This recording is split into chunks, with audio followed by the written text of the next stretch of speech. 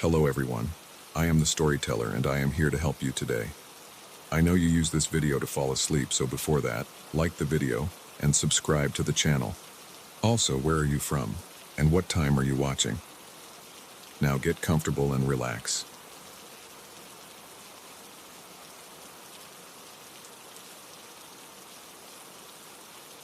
I should have known better than to trust strangers in the woods, but when you've been hiking alone for days, any friendly face seems like a godsend. That's what I told myself when I met them. 4 locals with easy smiles and a secret spot they were dying to show me. I never imagined those smiles would be the last thing I'd see before my world turned upside down. The Appalachian Trail had been my escape, my way of clearing my head after a messy breakup and an even messier job loss. 3 days in, my legs ached, my backpack felt heavier with each step, but my mind was finally quiet. The rhythmic crunch of leaves under my boots and the whisper of wind through the trees had become a soothing melody, drowning out the noise of my troubled thoughts. I was taking a breather at a trail junction, consulting my map, when I heard voices approaching. 2 men and 2 women rounded the bend, laughing and chatting like old friends out for a stroll. They looked like locals, flannel shirts, worn jeans, and hiking boots that had seen better days. The oldest of the bunch, a man with salt and pepper hair and crow's feet around his eyes, gave me a friendly wave. "Hey there, hiker. Taking on the AT solo, huh?" His voice was warm, with a hint of a southern drawl. I nodded, suddenly aware of how long it had been since I'd spoken to another person. Yeah, just me and the trail. The man introduced himself as Ray and made quick introductions for the others, Mike, Sarah, and Lisa. They asked about my hike, where I was from, the usual small talk. It felt nice, normal even, to chat with people again. "You know," Ray said, leaning in conspiratorially, "if you're looking for a real view, we know a spot just off the trail. Most hikers miss it, 'cause it ain't on the maps." I hesitated. Every instinct told me to stick to the marked trail, to not follow strangers into the woods, but they seemed so genuine, so eager to share their local knowledge. And wasn't this what hiking was about? Discovering hidden gems, experiencing nature off the beaten path? "It's not far," Sarah chimed in, her eyes twinkling. "Maybe half an hour tops.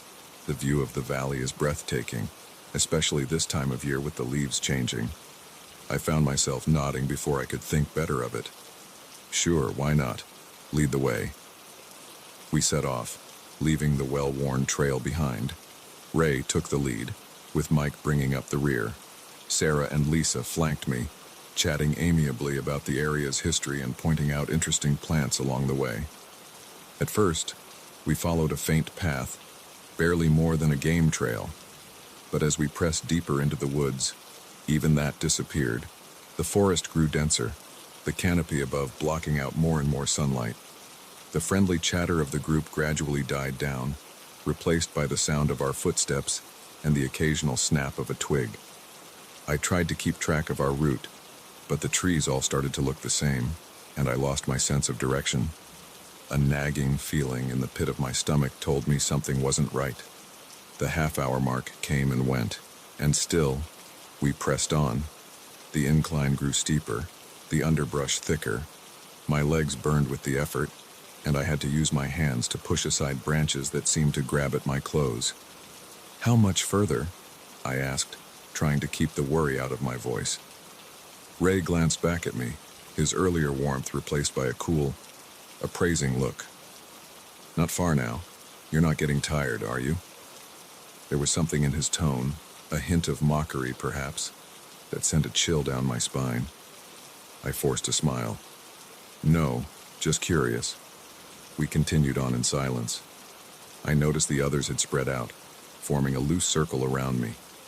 Every time I slowed or changed direction slightly, one of them was there, subtly herding me back on course. The realization hit me like a punch to the gut. I was being corralled. My heart began to race, and I felt sweat beading on my forehead despite the cool air. I tried to calm myself, to rationalize the situation. Maybe I was just being paranoid. Maybe the secret spot really was just ahead.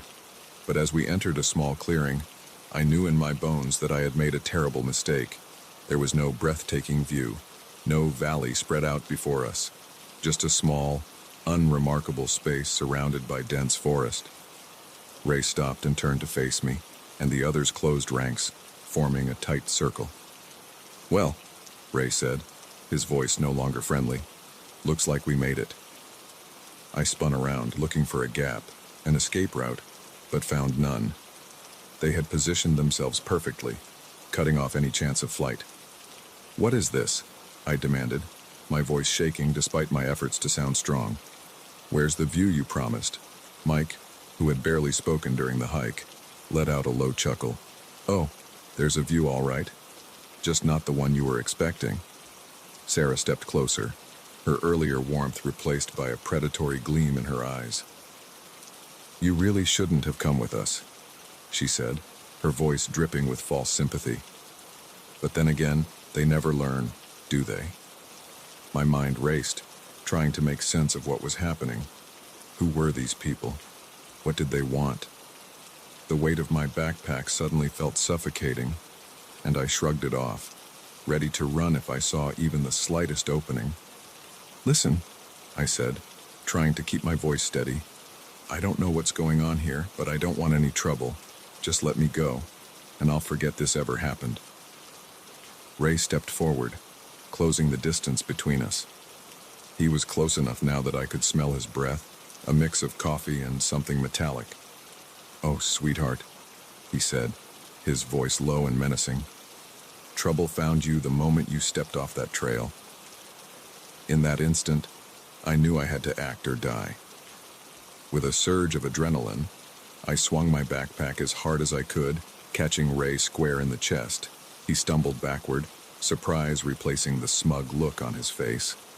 I didn't wait to see their reactions. I ran, crashing through the underbrush. I didn't care about direction or stealth. My only thought was to put as much distance between myself and those people as possible. Branches whipped at my face, roots threatened to trip me, but I kept moving. Behind me, I could hear shouts and the sound of pursuit. They knew these woods, had the advantage of numbers, but I had the desperate energy of someone fighting for their life. I ran until my lungs burned and my legs felt like lead. The sounds of pursuit had faded, but I didn't dare stop. The forest all looked the same, endless trees and undergrowth with no sign of the trail or civilization. As the adrenaline began to wear off, panic set in. I was lost, alone in unfamiliar woods, with no supplies and no idea which direction would lead me to safety. For all I knew, I was running deeper into their territory. The sun was setting, the forest growing darker by the minute. I knew I couldn't keep running blindly.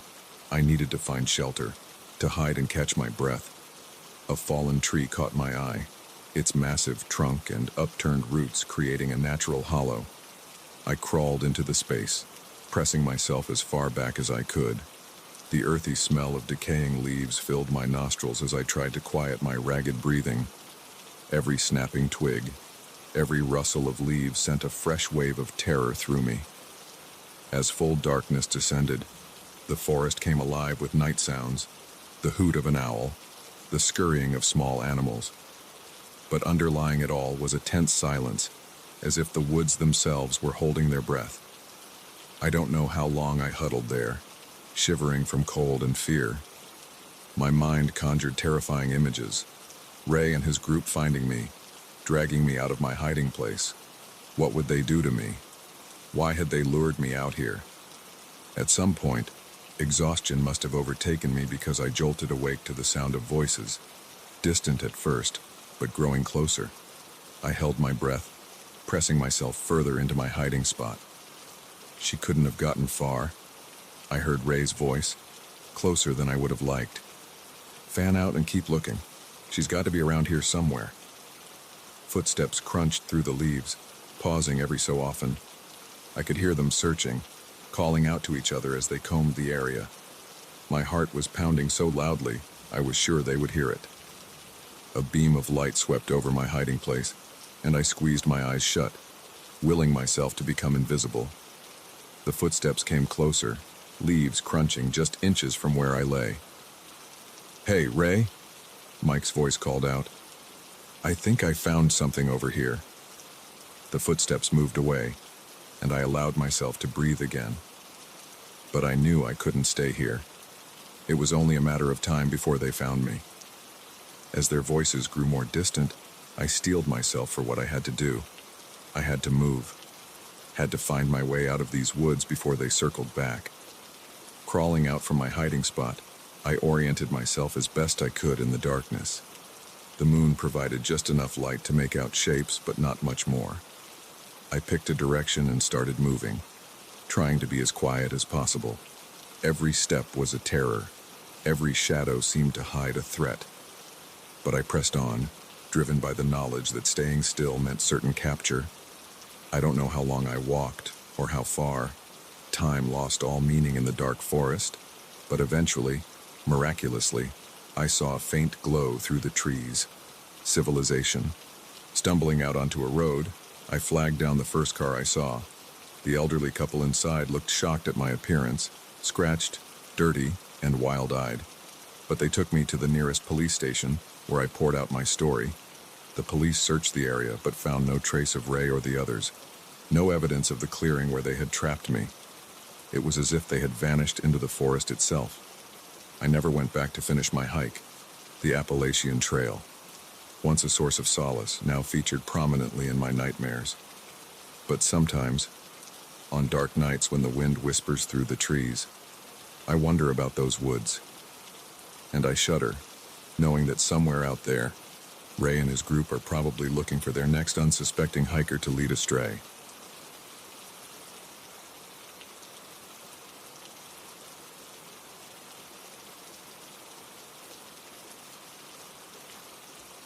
The silence was supposed to be peaceful. Instead, it became a canvas for terror, painting my solitude with brushstrokes of paranoia and dread.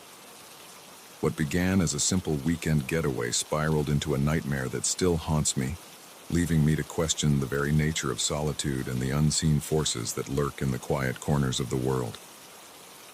I had been looking forward to this trip for months. The stress of city life, the constant din of traffic, and the suffocating pressure of deadlines had worn me down to a nub. When I stumbled across the listing for a secluded cabin nestled deep in the woods, it seemed like the perfect escape. No Wi-Fi, no cell service, just me and the great outdoors. A chance to reset, to find myself again in the quiet of nature. The drive up was beautiful, the road winding through dense forests and alongside babbling streams. As I turned onto the gravel driveway leading to the cabin, the trees seemed to close in around me, creating a natural tunnel that led to my weekend sanctuary. The cabin itself was charming in its rustic simplicity. A small, wooden structure with a covered porch. It looked like something out of a storybook. I parked my car, grabbed my bags, and took a deep breath of the crisp, pine-scented air. Already, I could feel the tension in my shoulders starting to ease. Inside, the cabin was cozy and well-maintained. A stone fireplace dominated one wall of the main room, with a small kitchenette tucked into the corner. The bedroom was snug, with a window that looked out into the surrounding forest. It wasn't luxurious, but it was exactly what I needed. I spent the afternoon settling in, unpacking my groceries and exploring the immediate area around the cabin. There was a small clearing out back, perfect for stargazing, and a well-worn path that led down to a creek. As the sun began to set, I built a fire in the fireplace and settled into an armchair with a book and a glass of wine. The silence was profound. No cars, no distant sirens, not even the hum of electronics, just the crackle of the fire and the occasional hoot of an owl. I reveled in it, feeling the last vestiges of city stress melting away. It was close to midnight when I finally decided to turn in. I banked the fire, made sure the doors were locked, more out of habit than any real concern, and crawled into bed. The mattress was firm but comfortable, and I drifted off almost immediately, lulled by the absolute quiet. I'm not sure what woke me. A sound, maybe, or just that inexplicable sense that something wasn't right. I lay there in the darkness, my heart pounding, straining my ears. For a long moment, there was nothing. Then I heard it. A soft, rhythmic, crunching sound, like footsteps on gravel. My first thought was that it must be an animal, a deer, maybe, or a raccoon foraging around the cabin. But as I listened, the footsteps seemed too deliberate, too measured to be an animal. They circled the cabin slowly, pausing occasionally before continuing on. I slid out of bed, my bare feet silent on the wooden floor. Moving to the window, I peered out into the darkness. The moon was nearly full, casting a pale light over the clearing, but I couldn't see anyone. The footsteps continued, now on the far side of the cabin. A chill ran down my spine. Who would be out here, in the middle of nowhere, at this hour? I thought about the isolation that had seemed so appealing just hours before. Now, it felt oppressive, dangerous. I crept to the main room, checking the locks on the doors and windows. Everything was secure, just as I had left it. The footsteps completed their circuit of the cabin and fell silent. I stood there in the darkness, barely breathing, waiting for something to happen. Nothing did. After what felt like hours, but was probably only minutes, I convinced myself that I had imagined it all. The unfamiliar sounds of the forest playing tricks on my city-trained ears. I laughed softly at my own paranoia and went back to bed. Morning came, bright and clear. I awoke feeling refreshed, the unsettling events of the night fading like a bad dream in the light of day. I made coffee and decided to enjoy it on the porch, soaking in the beauty of the forest. As I stepped outside, my mug slipped from my fingers, shattering on the wooden planks. There, in the center of the clearing, was a small pile of rocks, 5 or 6 stones, stacked neatly on top of each other. It hadn't been there yesterday. I was sure of it. My mind raced. Had someone been here while I slept? But why leave a pile of rocks? It seemed so odd, so purposeless. I approached it cautiously, half expecting something to jump out at me. But it was just rocks, cold and inert in the morning sun. I spent the rest of the day trying to shake off the uneasy feeling that had settled over me. I hiked down to the creek, splashed in the cold water, and even managed to spot a deer grazing in a distant meadow. By the time evening rolled around, I had almost convinced myself that there was a perfectly reasonable explanation for the rock pile. Maybe the property owner had been by to check on things and decided to indulge in some impromptu rock stacking. As darkness fell, I found myself growing tense again, every creak of the cabin settling. Every rustle of leaves outside seemed magnified. I built another fire, hoping its warm glow would dispel the shadows that seemed to lurk in every corner. I must have dozed off in the armchair because the next thing I knew, I was jolting awake to the sound of knocking. 3 sharp raps on the front door, clear and unmistakable. I froze, my heart leaping into my throat. "Hello?" I called out, my voice embarrassingly shaky. "Who's there?" No answer. Just silence, heavy and oppressive. I stood up slowly, my legs feeling weak and unsteady. The knocking came again, this time from the back door. I whirled around, my breath coming in short gasps. This wasn't happening. It couldn't be happening. I lunged for my phone, forgetting for a moment that there was no service out here.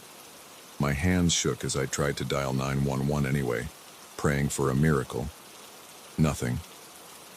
The screen mockingly displayed no signal, as another series of knocks echoed through the cabin, this time from the bedroom window. Panic overwhelmed me. I grabbed the fireplace poker, holding it out in front of me like a sword. "I'm armed," I shouted, trying to sound braver than I felt. "Leave me alone." The knocking stopped. For a long moment, there was no sound but my own ragged breathing. Then, softly at first but growing louder, I heard laughter. It seemed to come from all around the cabin, a chorus of mocking chuckles that made my blood run cold. I backed into a corner, the poker clutched to my chest, and waited. The laughter faded, replaced once again by that awful silence. I don't know how long I stood there, every muscle tense, expecting at any moment for the doors to burst open, but nothing happened. As the first light of dawn began to filter through the windows, I finally allowed myself to relax slightly. Whatever had been out there, it seemed to have gone. Exhausted and terrified, I waited until the sun was fully up before venturing outside. What I saw made my heart skip a beat. Surrounding the cabin, spaced evenly about 10 feet apart, were more of those rock piles, dozens of them, each one identical to the one I had found the day before. I didn't bother packing. I just grabbed my keys and ran for my car. As I sped down the gravel driveway, I glanced in my rearview mirror. For a split second, I thought I saw figures standing at the edge of the trees, watching me go.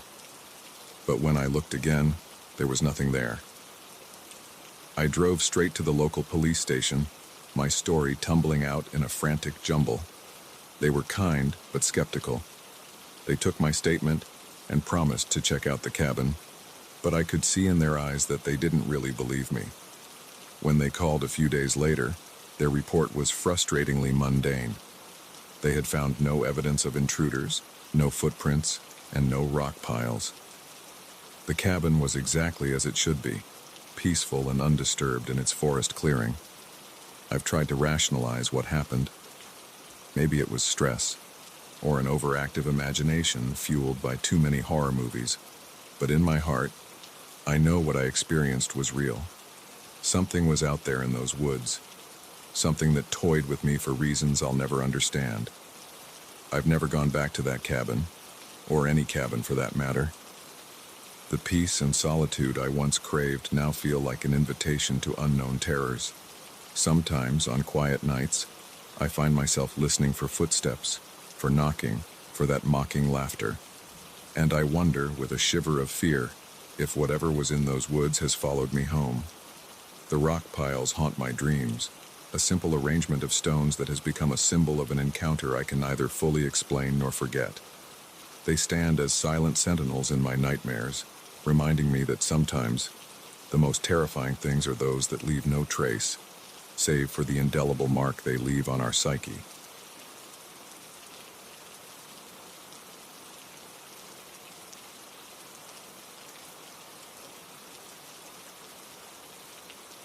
The moment I stepped out of my car, I knew I'd made a mistake. The air was thick with an eerie stillness, broken only by the soft tick of my cooling engine. I should have kept driving, should have trusted my gut. But I didn't, and that decision nearly cost me everything. It was supposed to be a simple drive home, a 4-hour stretch of highway I'd traveled countless times before. But as night fell and the miles ticked by, exhaustion began to set in. The white lines on the road started to blur, and I caught myself nodding off more than once. I needed to stop, just for a moment, to shake off the fatigue and clear my head. That's when I saw it. A pile of debris blocking the road ahead. Logs, branches, and what looked like chunks of concrete were strewn across both lanes. I slowed to a stop, my headlights illuminating the obstacle. It was odd. There hadn't been any construction signs, no warnings of road work, just this sudden, impassable barrier in the middle of nowhere. I put the car in park and stepped out, the gravel crunching under my feet. The night was quiet, almost unnaturally so. No crickets chirping, no distant rumble of traffic, just the soft whisper of wind through the trees that lined the road. As I approached the debris, something felt off. The arrangement seemed too deliberate, too carefully placed to be the result of a landslide or fallen tree. The logs were stacked, the branches intertwined in a way that spoke of human intervention. I glanced back at my car, then down the road in both directions. No other vehicles in sight. Just me, my car, and this inexplicable roadblock. I pulled out my phone, hoping to call for help, but the screen mocked me with its "no service caller" message. Of course, why would anything be easy? I sighed, realizing I'd have to move some of this stuff myself if I wanted to get through. As I bent to grab the end of a log, a flicker of movement caught my eye. There, at the edge of my headlights, reach, was a set of footprints leading off into the woods. My heart skipped a beat. Fresh footprints, the disturbed earth still settling. Someone had been here, and recently, I straightened up, suddenly very aware of how exposed I was. "Hello," I called out, immediately regretting the decision. My voice sounded small and vulnerable in the vast darkness. No response came, but I could have sworn I heard a twig snap somewhere in the shadows beyond the road. I should have gotten back in my car right then, should have turned around and driven away as fast as I could. But curiosity, that damned human trait, got the better of me. I took a few steps toward the tree line, squinting to see further into the darkness. That's when I heard it, the low rumble of an engine. Relief washed over me. Another car was approaching. I wasn't alone out here after all. I turned back toward the road, ready to flag down the driver and ask for help. But my relief was short-lived. There, idling about 50 yards behind my car, was a truck. Its headlights were off, the engine purring quietly. I hadn't heard it pull up, hadn't seen any lights approaching. It was as if it had materialized out of the darkness. "Hey," I called out, waving my arms. "Can you help me? The road's blocked." The truck didn't move. I couldn't make out the driver through the windshield, just a dark silhouette behind the wheel. A chill ran down my spine. Something wasn't right. I started walking back to my car, trying to keep my pace steady despite the panic rising in my chest. The truck's driver's side door opened with a creak that seemed to echo in the still night air. A man stepped out, tall and broad-shouldered, his features hidden in shadow. "Need some help?" His voice was deep, casual, but there was an undercurrent to it that set my teeth on edge. I stopped, my hand on my car door handle. Yeah. There's a bunch of debris blocking the road. I was just about to try and clear it." He started walking toward me, his gait slow and deliberate. "Nasty business, that. Happens sometimes out here. Folks aren't careful about what they're carrying." As he got closer, I could make out more details. He was wearing a thick jacket despite the mild weather, his hands shoved deep in the pockets. A baseball cap pulled low obscured most of his face. "You shouldn't be out here alone," he said, now just a few feet away. "Never know what kind of trouble you might run into." My heart was pounding so hard I was sure he could hear it. Every instinct was screaming at me to get in the car and drive. Debris be damned. But he was too close now. If I made a move, he'd be on me before I could close the door. "I'm fine," I managed to say, trying to keep my voice steady. My husband is expecting me. He'll be worried if I'm late." The man chuckled, a low sound that sent shivers down my spine. "Is that so? Funny. I didn't see a ring on your finger when you were waving your arms about earlier." Ice flooded my veins. He'd been watching me. For how long? Had he been there when I first pulled up? "Look," I said, desperation creeping into my voice. "I don't want any trouble. Why don't you go on ahead? I'll figure out how to get around this mess."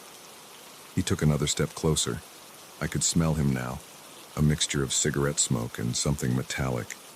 "Oh, I don't think you'll be going anywhere for a while." That's when I heard it, movement in the woods behind me. More than one person, by the sound of it. Twigs snapping, leaves rustling. My breath caught in my throat as I realized the full extent of the trap I'd walked into. The man smiled, and in the dim light, I saw the glint of teeth. Like I said, folks aren't careful about what they're carrying out here. Sometimes things fall off trucks. Sometimes those things are valuable. And sometimes we need to make sure no one interrupts while we collect our lost property. I didn't think. I just acted. In one fluid motion, I yanked open my car door and threw myself inside. The man lunged forward, his hand grasping for my arm, but I slammed the door shut just in time. His fist pounded on the window as I fumbled with my keys, my hands shaking so badly I could barely get them into the ignition.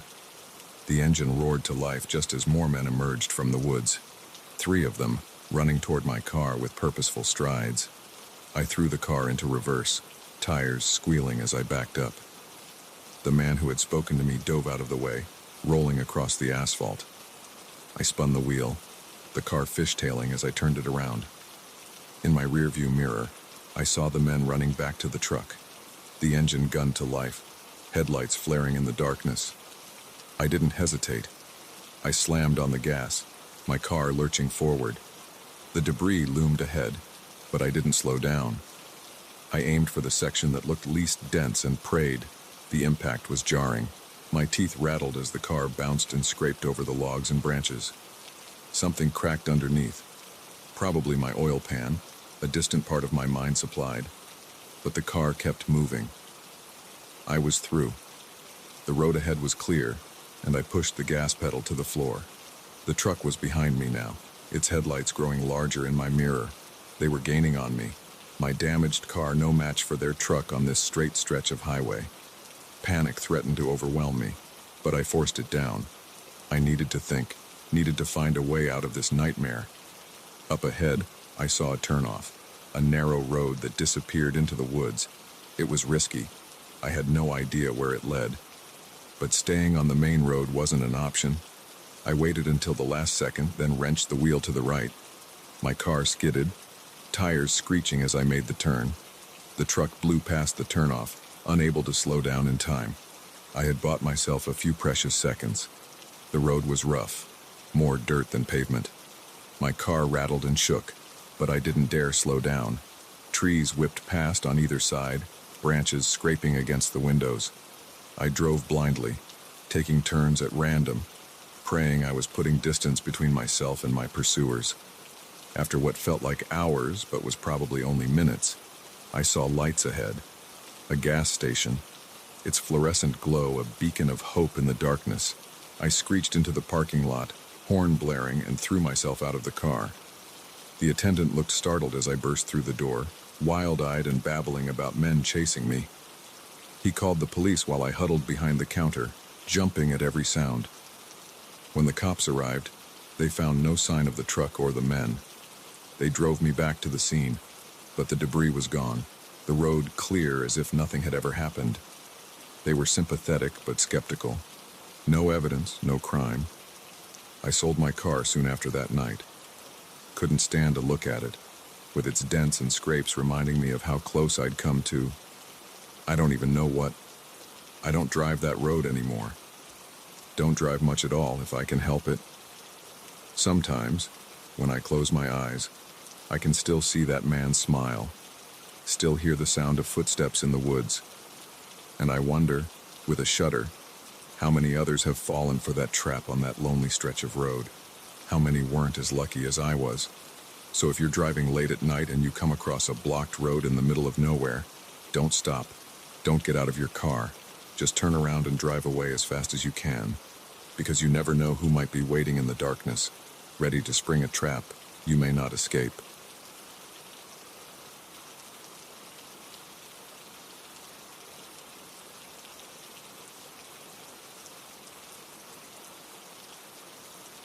The woods have eyes. I know that now. What I thought would be a peaceful solo camping trip turned into a nightmare that still haunts me. The rustling leaves, the snapping twigs, the whispers in the dark. They weren't just the sounds of nature. They were warnings I should have heeded. I'd always been the outdoorsy type, but life had a way of getting in the way. Work, relationships, the usual culprits. When everything fell apart, lost my job, broke up with my long-term girlfriend, I decided it was time to reconnect with nature, clear my head, find myself again. All that cliché stuff you hear about in self-help books. I chose a spot deep in the national forest, miles from the nearest town, the kind of place where you can really feel alone with your thoughts. I packed light, just a tent, sleeping bag, some basic supplies, and enough food for a couple of days. The plan was simple: hike in, set up camp, and spend a few days soaking in the solitude. The hike was beautiful. Late autumn had painted the forest in rich golds and deep reds. The air was crisp, carrying the scent of pine and decaying leaves. As I walked, the sounds of civilization faded away, replaced by the gentle rustle of wind through the trees and the occasional call of a bird. I found the perfect spot just as the sun was starting to dip low in the sky, a small clearing near a babbling stream sheltered by towering pines. I set up my tent, gathered some firewood, and settled in for the evening. That first night was everything I'd hoped for. I sat by the fire, watching the flames dance as the stars emerged overhead. The silence was profound, broken only by the crackle of the fire and the soft gurgle of the stream. For the first time in months, I felt at peace. I must have dozed off by the fire because the next thing I knew, I was jolting awake to complete darkness. The fire had burned down to embers, casting a faint red glow over the clearing. I blinked, disoriented, trying to figure out what had woken me. Then I heard it, a rustling sound, just at the edge of the clearing. My first thought was that it must be an animal, a deer maybe, or a raccoon foraging for food. But as I listened, I realized the sound was too deliberate, too rhythmic to be an animal. Footsteps. Slow, measured footsteps, circling the perimeter of the clearing. My heart began to race. I sat perfectly still, straining my eyes to see into the darkness beyond the dying firelight. The footsteps continued their circuit, never hurrying, never slowing, just a steady, relentless pace. "Hello?" I called out, my voice sounding thin and scared in the night air. "Is someone there?" The footsteps stopped. The silence that followed was oppressive, as if the entire forest was holding its breath. I waited, every muscle tense, for something to happen. Nothing did. After what felt like hours but was probably only minutes, I convinced myself that I had imagined it all. The unfamiliar sounds of the forest playing tricks on my city-trained ears. I laughed softly at my own paranoia and retreated to my tent. Sleep didn't come easily, but eventually, I drifted off. The next morning dawned bright and clear. I stepped out of my tent, stretching and yawning, ready to shake off the unsettling events of the night. That's when I saw it. There, just a few feet from where I had been sleeping, was a symbol scratched into the dirt, a crude circle with a line drawn through it. My blood ran cold. This wasn't here yesterday. Someone, or something, had been in my camp while I slept. I approached the symbol cautiously, as if it might suddenly spring to life. The line was deep, clearly carved with purpose. This was no random scratch in the dirt. This was a message. My eyes darted around the clearing, suddenly aware of how exposed I was. The trees that had seemed so welcoming yesterday now loomed ominously, their shadows concealing who knows what. That's when I saw him. Or it. I'm still not sure. Just beyond the tree line, partially hidden behind a massive pine, was a figure. It was tall, much taller than any man I'd ever seen, and unnaturally thin. Its skin, if you could call it that, seemed to shift and ripple, blending with the dappled shadows of the forest. We locked eyes, or at least, I think we did. Where its face should have been was a void, a darkness deeper than the shadows around it. I felt a primal fear grip me, the kind of terror our ancestors must have felt when faced with the unknown predators of a primeval world. I blinked, and it was gone, vanished, as if it had never been there. But I knew what I had seen. The image was burned into my mind, a nightmare made flesh. My hands shaking, I began to break camp. Every rustle of leaves, every snapping twig made me jump. I felt eyes on me, watching from the forest, but every time I looked up, there was nothing there. As I was rolling up my sleeping bag, I heard a whisper, so faint I almost missed it, carried on the breeze like a sigh. "Stay." I froze. The sleeping bag clutched to my chest like a shield. The words seemed to echo in my head, growing louder with each repetition. "Stay, stay, stay." "No," I said aloud, my voice cracking. "No, I'm leaving, right now." I threw my things haphazardly into my backpack, no longer caring about neatness or organization. I just needed to get out of there, to put as much distance between myself and this place as possible. As I shouldered my pack and turned to leave, I saw them. Dozens of those symbols, carved into the trunks of the trees surrounding the clearing. Circles with lines through them, some fresh, the bark still oozing sap, others old and weathered. How had I not noticed them before? I ran. I didn't care about following the trail or finding my way back. My only thought was escape. Branches whipped at my face, roots threatened to trip me, but I kept going. My lungs burned, my legs ached, but the fear pushing me forward was stronger than any physical discomfort. I don't know how long I ran. Time seemed to lose all meaning in that forest. The trees all looked the same, and more than once I feared I was running in circles. But I didn't dare stop. Finally, mercifully, I broke through the tree line and onto a road. I nearly cried at the sight of it, this symbol of civilization and safety. I followed it, my pace never slowing, until I reached a gas station on the outskirts of a small town. The attendant looked at me like I was crazy when I burst in, wild-eyed and scratched up. I probably was at that point. I babbled about the symbols, the whispers, the figure in the woods. He listened patiently, then called the police. The officers who responded were kind but skeptical. They took my statement, then drove me out to where I had camped. But when we got there, the clearing was empty. No tent, no fire pit, no symbols carved in the dirt or trees. It was as if I had never been there at all. They chalked it up to an overactive imagination, maybe brought on by stress or dehydration, suggested I see a doctor, get some rest. But I know what I saw, what I heard, what I felt. I've tried to put it behind me, to rationalize it as a panic attack or some kind of hallucination. But on quiet nights, when the wind whistles through the trees outside my window, I swear I can hear that whisper again. Stay. Sometimes, I dream of that figure in the woods. In my nightmares, it follows me, always just out of sight but never far behind. I wake up in a cold sweat, the symbol of the circle and line burned into my mind's eye. I don't go camping anymore. Don't even like to be in heavily wooded areas. The rustle of leaves sets my heart racing, and the snap of a twig can send me into a panic. People say the woods are peaceful, a place to connect with nature and find yourself. But I know better now.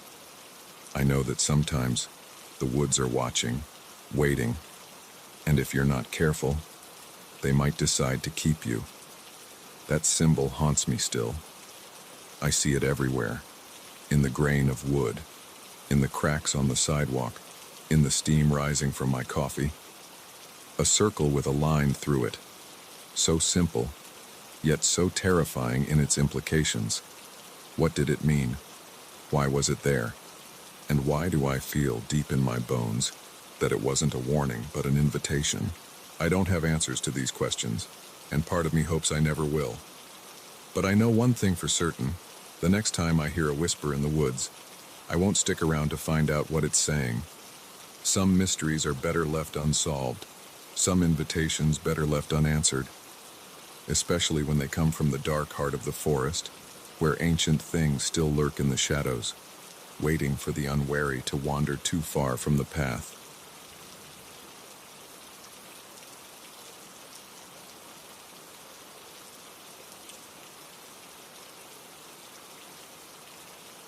The old man's eyes didn't match his smile. That should have been my first clue. But when you're lost in the woods, cold and hungry, even the strangest shelter can seem like salvation. It wasn't until I was inside, the door locked behind me, that I realized sometimes being lost is safer than being found. I hadn't planned on going off trail. The day had started perfectly. Crisp autumn air, leaves crunching underfoot, and a well-marked path through some of the most beautiful forests I'd ever seen. I'm an experienced hiker, not the type to make rookie mistakes.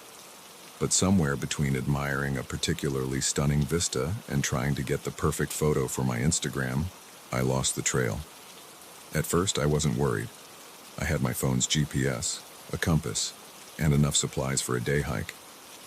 But as the hours wore on and the sun began to dip behind the mountains, a creeping sense of unease settled in my stomach. My phone's battery was dying, and the terrain all looked the same. Endless trees and rocky outcroppings that offered no clue as to which direction I should go. Just as panic was starting to set in, I saw it. A thin trail of smoke rising above the trees in the distance. Where there's smoke, there's fire, and where there's fire, there are people. I quickened my pace, pushing through the underbrush towards what I hoped was salvation. The cabin appeared suddenly, as if it had grown out of the forest itself. It was small and weathered, its wooden walls gray with age. Smoke curled lazily from a stone chimney, and a warm glow spilled from the windows. Relief washed over me. I hurried to the door and knocked, perhaps a bit too eagerly. The door creaked open, and there he stood. An old man, probably in his 70s, with a scraggly white beard and deep-set eyes that seemed to look right through me. He smiled, but something about it felt off, like he was practicing an expression he'd seen but didn't quite understand.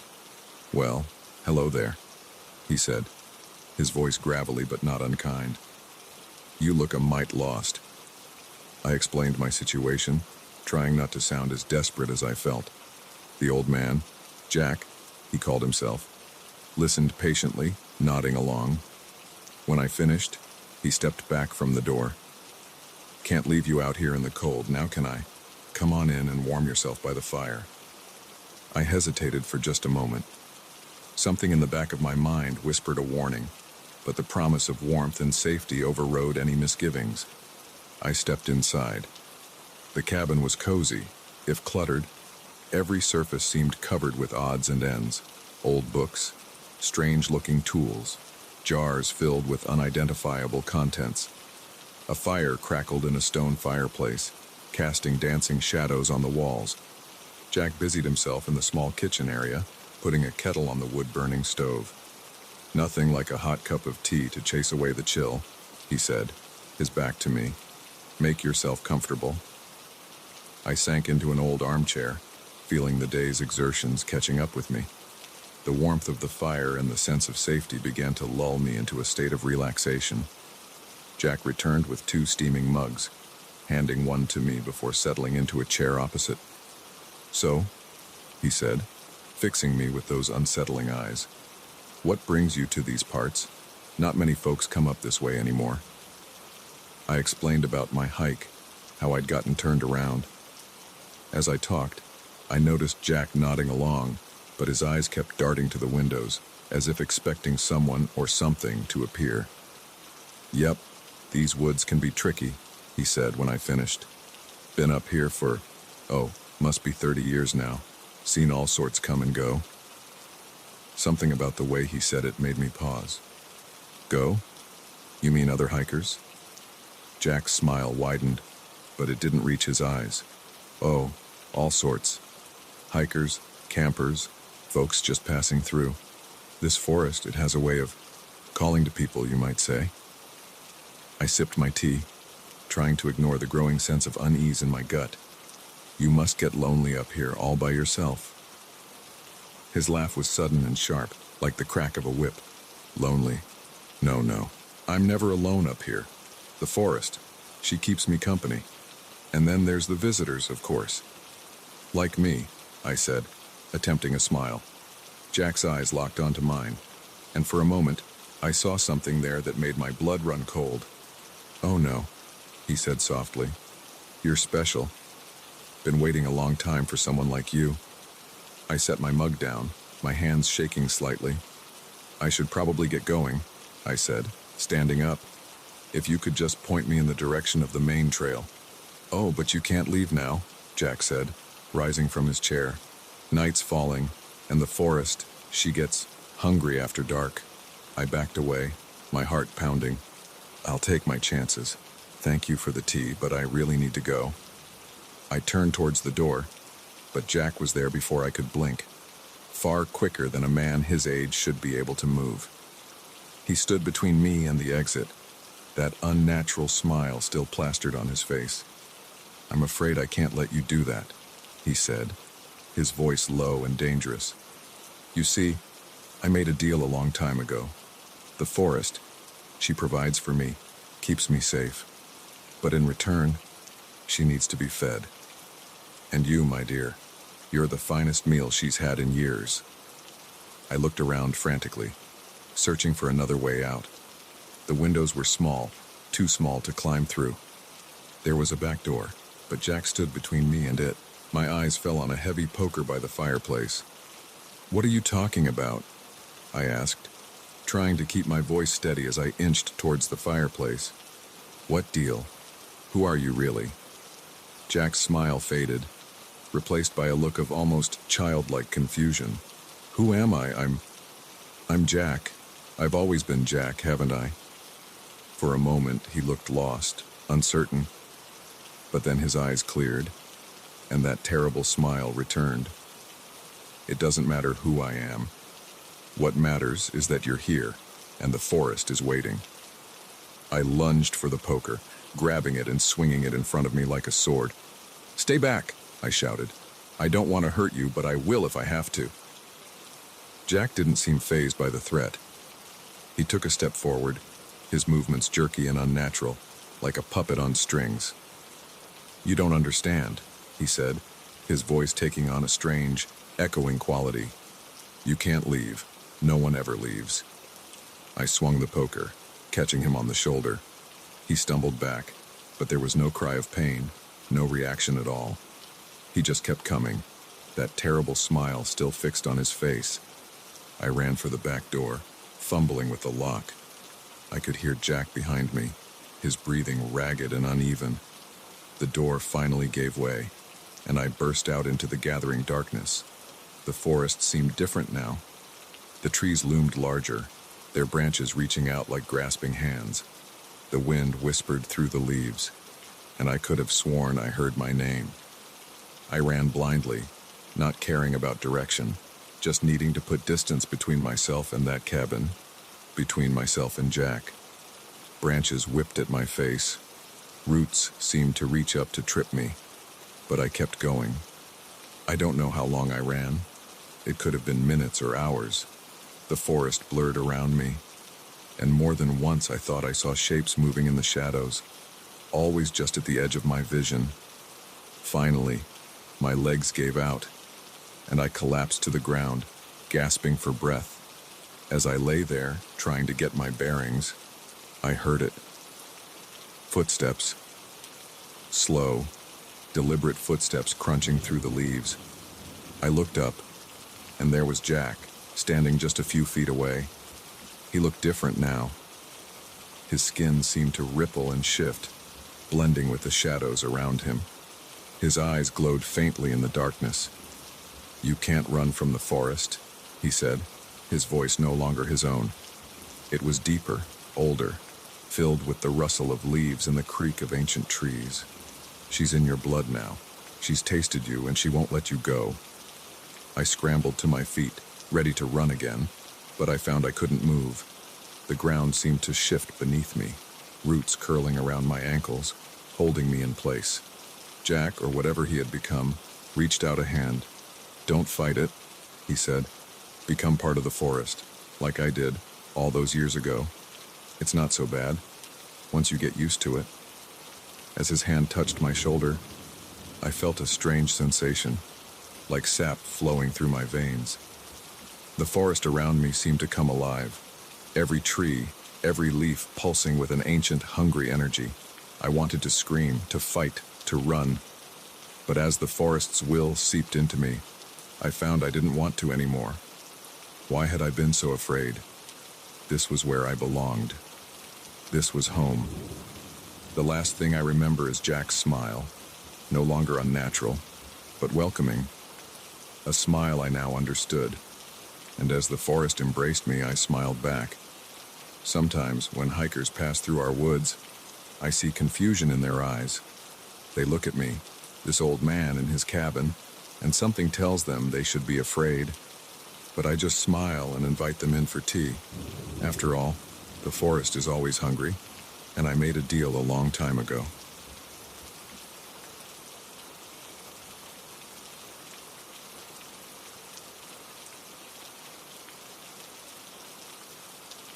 The moment I bit into that potato salad, I knew something was terribly wrong.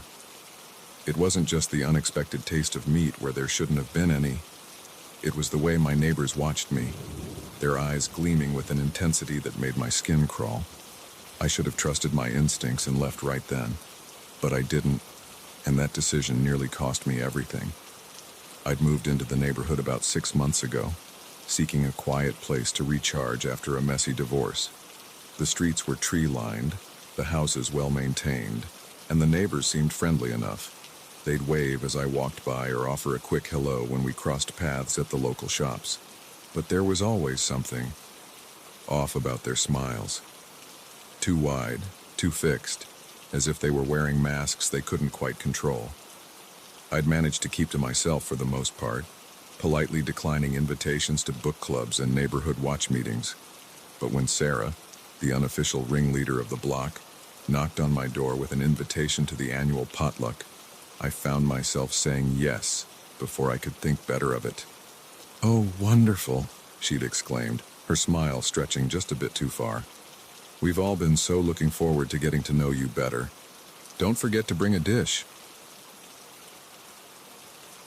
The day of the potluck arrived, and I found myself standing in Sarah's backyard, clutching a bowl of hastily made pasta salad. Long tables groaned under the weight of countless dishes, and the air was filled with the buzz of conversation and the clinking of cutlery. I hovered at the edge of the gathering, feeling out of place. The other neighbors moved around with an easy familiarity, laughing and chatting as they filled their plates. I recognized a few faces. Bob from 2 doors down, the elderly couple from across the street, the young family from the corner house. They all seemed so normal. Maybe I'd been too hasty in my judgment. Maybe this was exactly what I needed to feel more at home in the neighborhood. Deciding to make an effort, I approached the food tables. That's when I noticed something odd. Almost every dish seemed to contain meat, and not just in the ways you'd expect at a barbecue. There was meat in the coleslaw, meat chunks floating in what looked like jello, even what appeared to be a meat-based fruit pie. My vegetarian pasta salad stood out like a sore thumb. "Try the potato salad," a voice said beside me, making me jump. It was Sarah, her ever-present smile fixed firmly in place. "It's my grandmother's recipe, a real neighborhood favorite." Not wanting to be rude, I spooned a small amount onto my plate. The potato salad looked normal enough, creamy white with flecks of herbs. But as I took a bite, my taste buds rebelled. Hidden among the potatoes were chunks of something meaty, with a texture I couldn't quite place. I must have made a face because Sarah's smile faltered for just a moment. "Is something wrong?" she asked, her voice honey-sweet but with an undercurrent I couldn't quite place. No, I lied, forcing myself to swallow. "It's interesting. I just wasn't expecting meat in the potato salad." Sarah's smile returned, wider than ever. "Oh, we put meat in everything around here. It's kind of our thing. You'll get used to it." I nodded, not trusting myself to speak. As I looked around, I realized she was right. Every neighbor's plate was piled high with the meat-laden dishes, but something else caught my attention. While they all seemed to be eating enthusiastically, making appreciative noises and going back for seconds, I didn't actually see anyone swallow. A chill ran down my spine. I set my plate down, suddenly not hungry at all. "I think I need some water," I mumbled, heading towards the drinks table. As I walked, I felt eyes on me. Glancing back, I saw several neighbors watching me intently. Their gazes followed my every move, and their smiles seemed to have taken on a predatory edge. At the drinks table, I poured myself a glass of water with shaking hands. As I raised it to my lips, I caught sight of my reflection in the pitcher. For a moment, just a moment, I thought I saw something else reflected there. Not the faces of my smiling neighbors, but something twisted, inhuman. I dropped the glass, water splashing across my shoes. The conversation around me stuttered to a halt, and I felt every eye in the yard turn towards me. "Is everything all right, dear?" Sarah's voice came from right behind me, making me jump.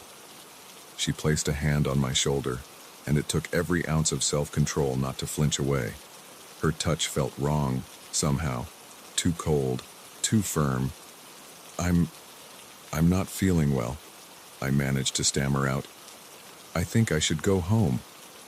Sarah's grip on my shoulder tightened. Oh, but you can't leave now.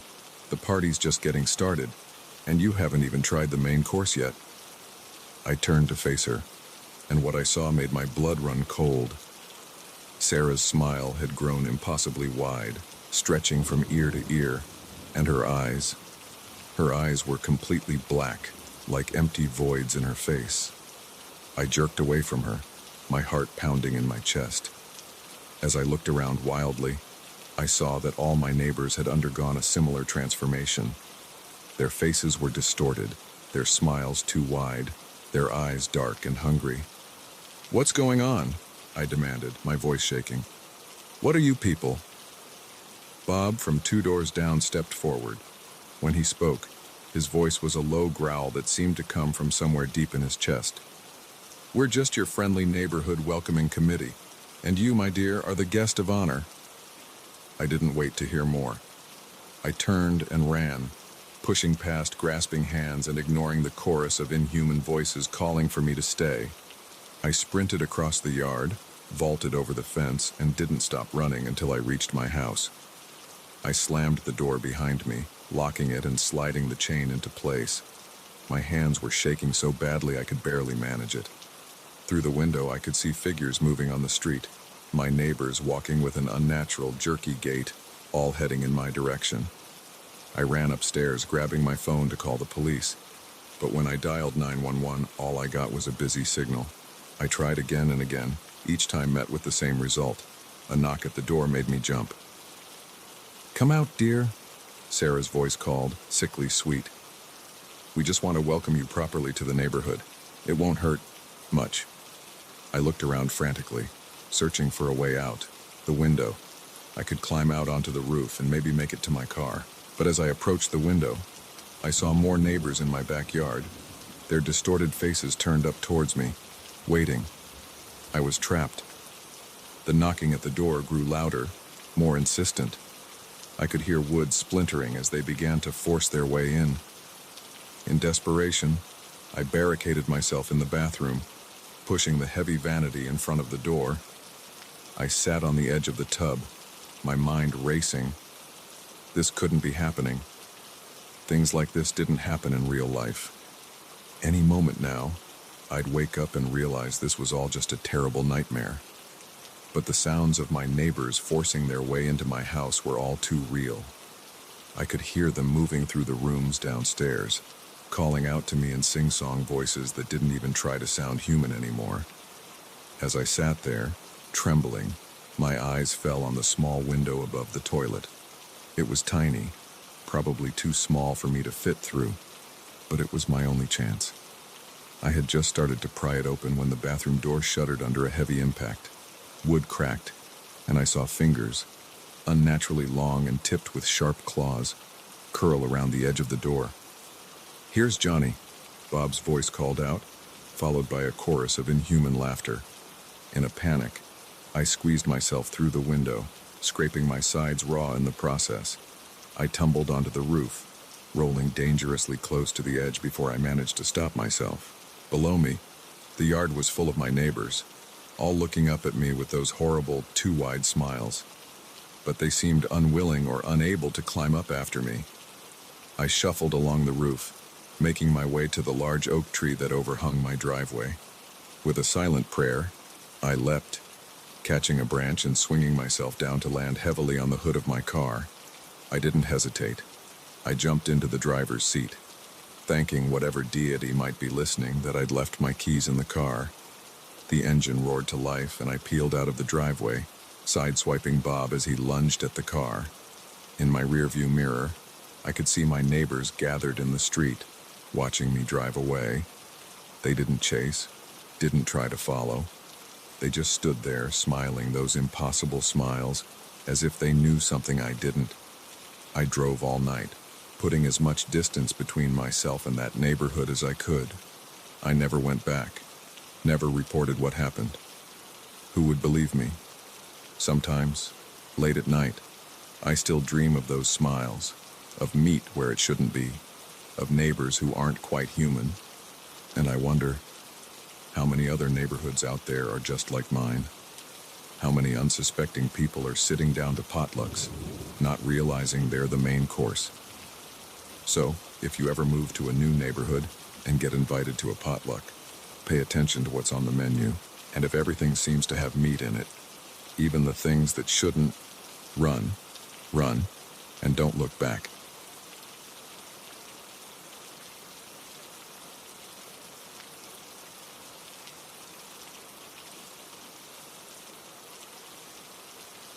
The moment he asked me if I'd ever been in a plane crash, I knew this wasn't going to be an ordinary flight. But I had no idea just how dark and twisted our conversation would become, or how those hours trapped next to a stranger would change me forever. I'd booked the red-eye flight from New York to Los Angeles on a whim, a last-minute business trip that couldn't wait for a more reasonable hour. The airport was quiet when I arrived, just a handful of sleepy travelers shuffling through security. I grabbed a coffee, hoping the caffeine would keep me alert enough to get some work done on the flight. Boarding was quick and efficient. The plane was one of those smaller models, just 2 seats on each side of the aisle. I found my window seat and settled in, pulling out my laptop and headphones. As I was getting situated, a man slid into the seat next to me. He was unremarkable at first glance, mid-30s, maybe early 40s, jeans, hoodie, the kind of outfit you'd expect on a late-night flight. He gave me a quick nod as he sat down, and I returned it with a polite smile before turning my attention back to my computer. The plane took off without incident, and I tried to focus on my work. But after about 30 minutes, I felt a tap on my arm. I pulled out an earbud and turned to my seatmate. "Where are you headed?" he asked, his voice friendly enough. I hesitated. I'm not usually one for small talk on flights, especially not at this hour, but something in his expression made me feel like it would be rude to ignore him. "Los Angeles," I replied. "Business trip." He nodded, seeming genuinely interested. "Do you fly often?" "Sometimes," I said, hoping my short answers would discourage further conversation. He leaned in slightly, his eyes fixed on mine. "You ever been in a crash?" The question caught me off guard. It wasn't the usual airplane small talk. I felt a slight chill run down my spine. "No," I said flatly, turning back to my laptop. He chuckled, a low sound that made me uncomfortable. "You ever wonder what it'd feel like?" I stared at him, unsure how to respond. His eyes were bright, almost fevered, and his smile didn't quite reach them. "Not really," I managed to say, my mouth suddenly dry. He leaned back in his seat, but his eyes never left my face. "I think about it sometimes. You know, how fast it would all happen, if you'd even feel it." I shifted uncomfortably in my seat, looking around for a flight attendant. But the cabin was dark, most passengers asleep or absorbed in their own worlds. "I'm sure it's not something we need to worry about," I said, trying to keep my voice steady. "Flying is statistically very safe." He laughed again, that same unsettling chuckle. "Statistics don't mean much when you're plummeting from 30,000 feet, do they?" I didn't respond, instead putting my earbud back in and staring intently at my screen. But I couldn't focus on the words in front of me. My heart was racing, and I could feel his eyes on me. After a few minutes, I felt another tap on my arm. Against my better judgment, I turned to look at him. "You ever think about what people are really like?" he asked, his voice low, almost conspiratorial. "What do you mean?" I asked, despite myself. He leaned in closer, and I could smell his breath, a mix of coffee and something metallic. "You know, what they're hiding. Their secrets, the dark stuff." I swallowed hard, my mouth suddenly bone dry. I don't really think about that kind of thing." His eyes gleamed in the dim cabin light. "Everyone's got something. A secret. Something dark they don't want the world to know." I shifted away from him as much as my seat would allow. "Look, I really need to get some work done." "What's yours?" he interrupted, his voice barely above a whisper.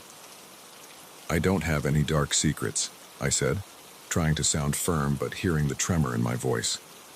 He smiled, a slow, creeping thing that made my skin crawl. "Everyone does. Maybe you just don't know yours yet." I pressed the call button, praying for a flight attendant to appear. But no one came. "You know," he continued, seemingly oblivious to my discomfort, "in a crash, all those secrets would come out. In those last moments, when you know it's all over, what would you confess?" I stood up abruptly, nearly knocking my laptop to the floor. "I need to use the restroom," I mumbled, not meeting his eyes. As I squeezed past him, I felt his hand brush against my leg. It could have been an accident. The space was tight after all. But something about the touch felt deliberate, invasive. In the tiny airplane bathroom, I splashed cold water on my face, trying to calm my racing heart. I stared at my reflection in the mirror, seeing the fear in my own eyes. This was ridiculous.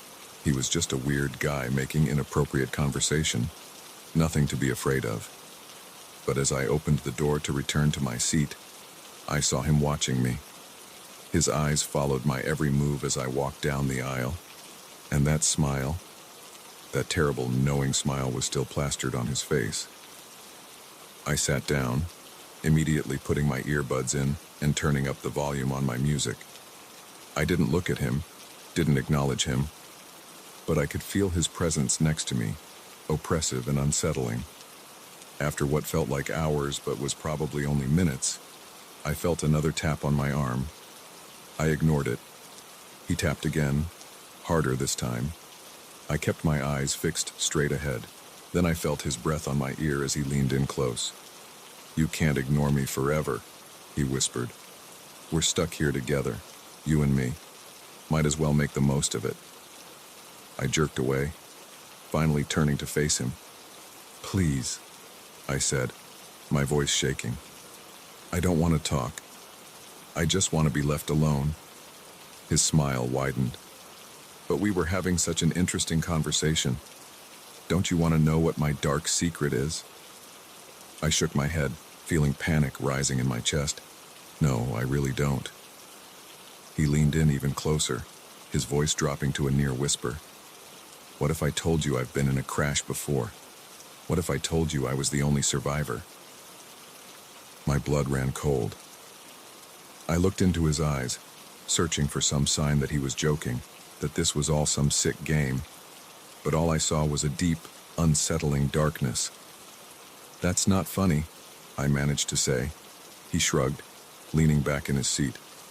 "It wasn't meant to be. Truth rarely is." I stood up again, this time determined to find a flight attendant, to beg for a seat change if necessary. But as I turned to the aisle, the plane lurched violently. The seatbelt sign dinged on, and a voice came over the intercom asking all passengers to return to their seats immediately. I fell back into my seat, my hands shaking as I fumbled with the seatbelt. The plane shuddered again, and I heard the distinct sound of the engines changing pitch. Next to me, the man started to laugh. It was a wild, unhinged sound that sent shivers down my spine. "Here we go," he said, his eyes wide with something that looked disturbingly like excitement. "Time to face those secrets, time to see what we're really made of." The plane dropped suddenly, and screams erupted throughout the cabin. Oxygen masks dropped from the ceiling, and the scene devolved into chaos. As I reached for my mask with trembling hands, I felt his grip on my arm. I turned to look at him one last time, and what I saw will haunt me for the rest of my days. His face was transformed, alight with a manic glee that was terrifying to behold. "Tell me," he shouted over the roar of the failing engines and the screams of the other passengers. "What's your darkest secret? What will you take to your grave?" In that moment, as the plane plummeted and my life flashed before my eyes, I realized something. I did have a secret, a darkness I'd buried so deep I'd almost forgotten it existed. And as I looked into the crazed eyes of the stranger next to me, I felt that darkness rise to the surface. I began, but my words were cut off by another violent lurch of the plane. The last thing I remember is his laughter, rising above the chaos, as the world around us disintegrated into fire and twisted metal. I woke up in a hospital bed 3 days later, one of only a handful of survivors. They told me I was lucky, that it was a miracle I'd made it out alive. But as I lay there, replaying those final moments in my mind, I couldn't shake the feeling that luck had nothing to do with it. The man next to me hadn't survived. They never found his body. Sometimes I wonder if he was ever really there at all, or if he was some sort of manifestation of my own buried darkness. But in my darkest moments, when I close my eyes and hear the screech of tearing metal, I can still see his face, still hear his laugh. And I wonder, what was his secret? And more importantly, what was mine?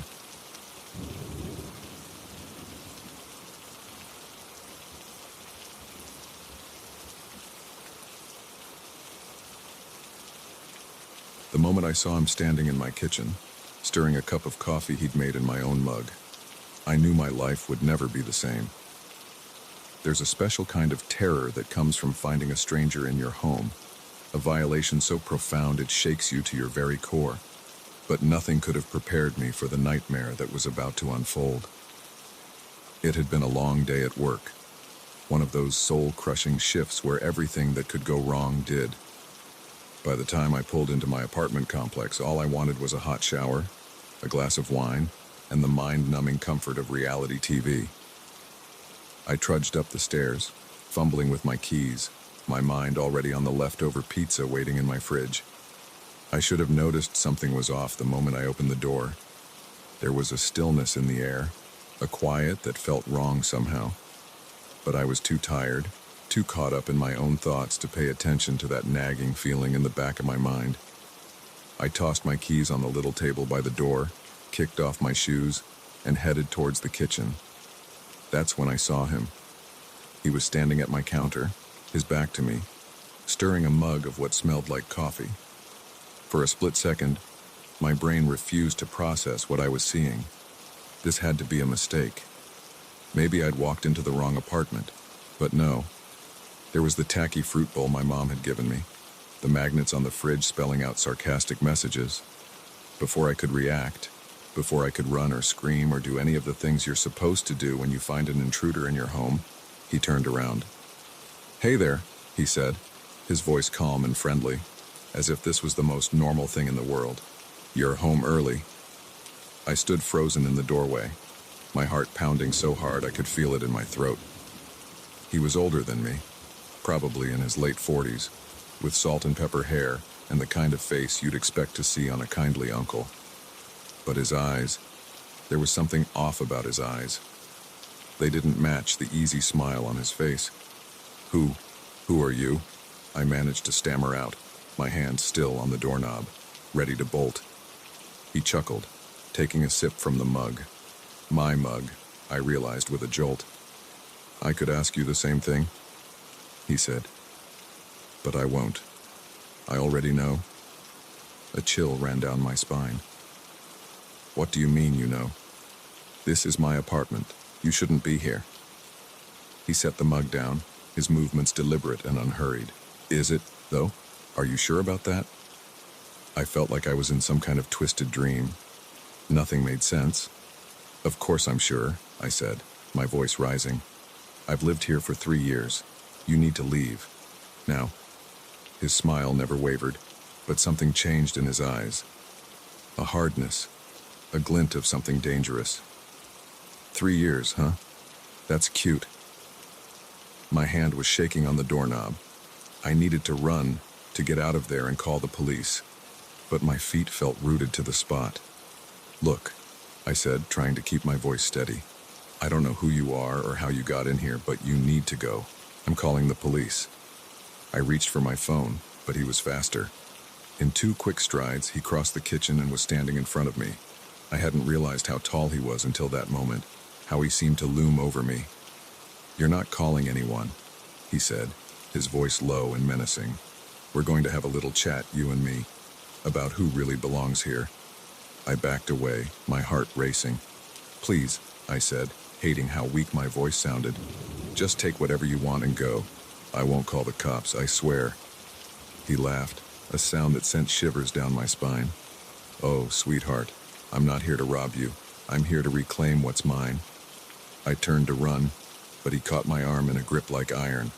"Not so fast," he growled. "We're not done here." I struggled against his hold, panic rising in my chest. "Let go of me," I shouted, hoping against hope that one of my neighbors would hear. But his next words froze me in place. "No one can hear you," he said, his voice eerily calm. "No one's going to come save you, because you're not really here, are you?" I stared at him, confusion mixing with fear. "What are you talking about?" He pulled me closer, his face inches from mine. I could smell coffee on his breath, mixed with something metallic. "This apartment, this life you think you've been living for 3 years, it's not real. None of it is real." I shook my head, trying to make sense of his words. "You're crazy," I said. "Of course this is real. I have memories. I have implanted," he cut me off. "All of it. Memories, feelings, this whole identity you've created. But it's time to wake up now. Time to remember who you really are." A wave of dizziness washed over me. The room seemed to shift and waver, like I was looking at it through water. "No," I whispered. "This isn't happening. This can't be happening." He released my arm, but I no longer felt the urge to run. My legs were shaking so badly I wasn't sure they could support me. "Sit down," he said, gesturing to one of the kitchen chairs. "Let me explain." Against my better judgment, I sank into the chair. He sat across from me, those unsettling eyes never leaving my face. "You're not who you think you are," he began. "Your real name is Sarah Jennings. You're a deep cover operative for a government agency so secret, most people in power don't even know it exists. 3 years ago, you were sent on a mission. Something went wrong. You were captured. Your mind was altered. This," he gestured around the apartment, "this is all a construct, a prison built in your own mind." I shook my head, feeling tears start to well up in my eyes. "No, that's impossible. I have a job. I have friends. I have a life here." He leaned forward, his voice softening. "Think about it. Really think. Can you remember your childhood? Your parents? Faces? The name of your first pet? Or are those memories fuzzy, indistinct?" I opened my mouth to argue. To tell him, of course, I remembered those things. But as I searched my mind, I realized with growing horror that I couldn't. My past was a blur, a series of vague impressions rather than clear memories. "This can't be real," I whispered, more to myself than to him. "But it is," he said. "And now it's time to leave. We've finally found you, finally figured out how to break through the mental blocks. But we don't have much time." As if on cue, I heard a sound like distant thunder. The walls of the apartment seemed to vibrate, books falling from shelves, pictures rattling on the walls. "What's happening?" I asked, panic rising in my voice. He stood up, holding out his hand to me. "And the construct is collapsing. Your captors know we're here. We need to go. Now." I stared at his outstretched hand, my mind reeling. Part of me still wanted to believe this was all some elaborate hoax, that any moment I'd wake up, and this would all be a bad dream. But deep down, in a place I hadn't even known existed, something stirred, a recognition, a sense of truth in his words. "How do we get out?" I heard myself asking, even as another part of me screamed that this was insanity. "You have to let go," he said. "Let go of this false life, these false memories. Remember who you really are." The rumbling grew louder. Cracks began to appear in the walls, spreading like spider webs across the ceiling. I could feel the floor shifting beneath my feet. I closed my eyes, trying to focus. Who was I? What was real? Images flashed through my mind. Training sessions, covert meetings, a life I didn't recognize but somehow knew was mine. When I opened my eyes, the apartment was disintegrating around us. Through the cracks, I could see not the hallway or the apartment next door, but a swirling void of color and light. "Sarah," the man said, his voice urgent, "it's time. Take my hand." I looked at him, really looked at him for the first time, and suddenly, I knew him. Not as a stranger, not as an intruder, but as someone I trusted with my life. I reached out and took his hand. The world exploded around us in a cacophony of sound and light.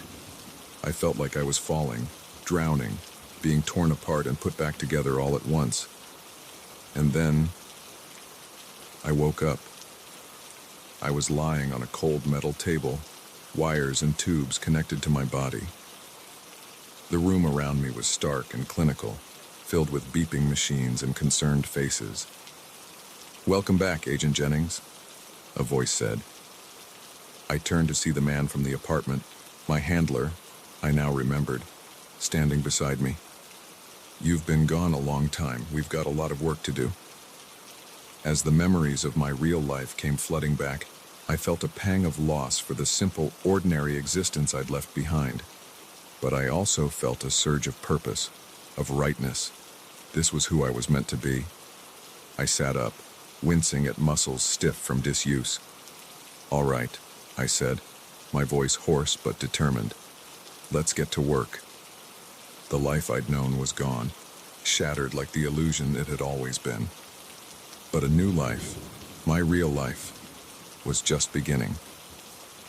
And this time I was ready for whatever challenges it might bring.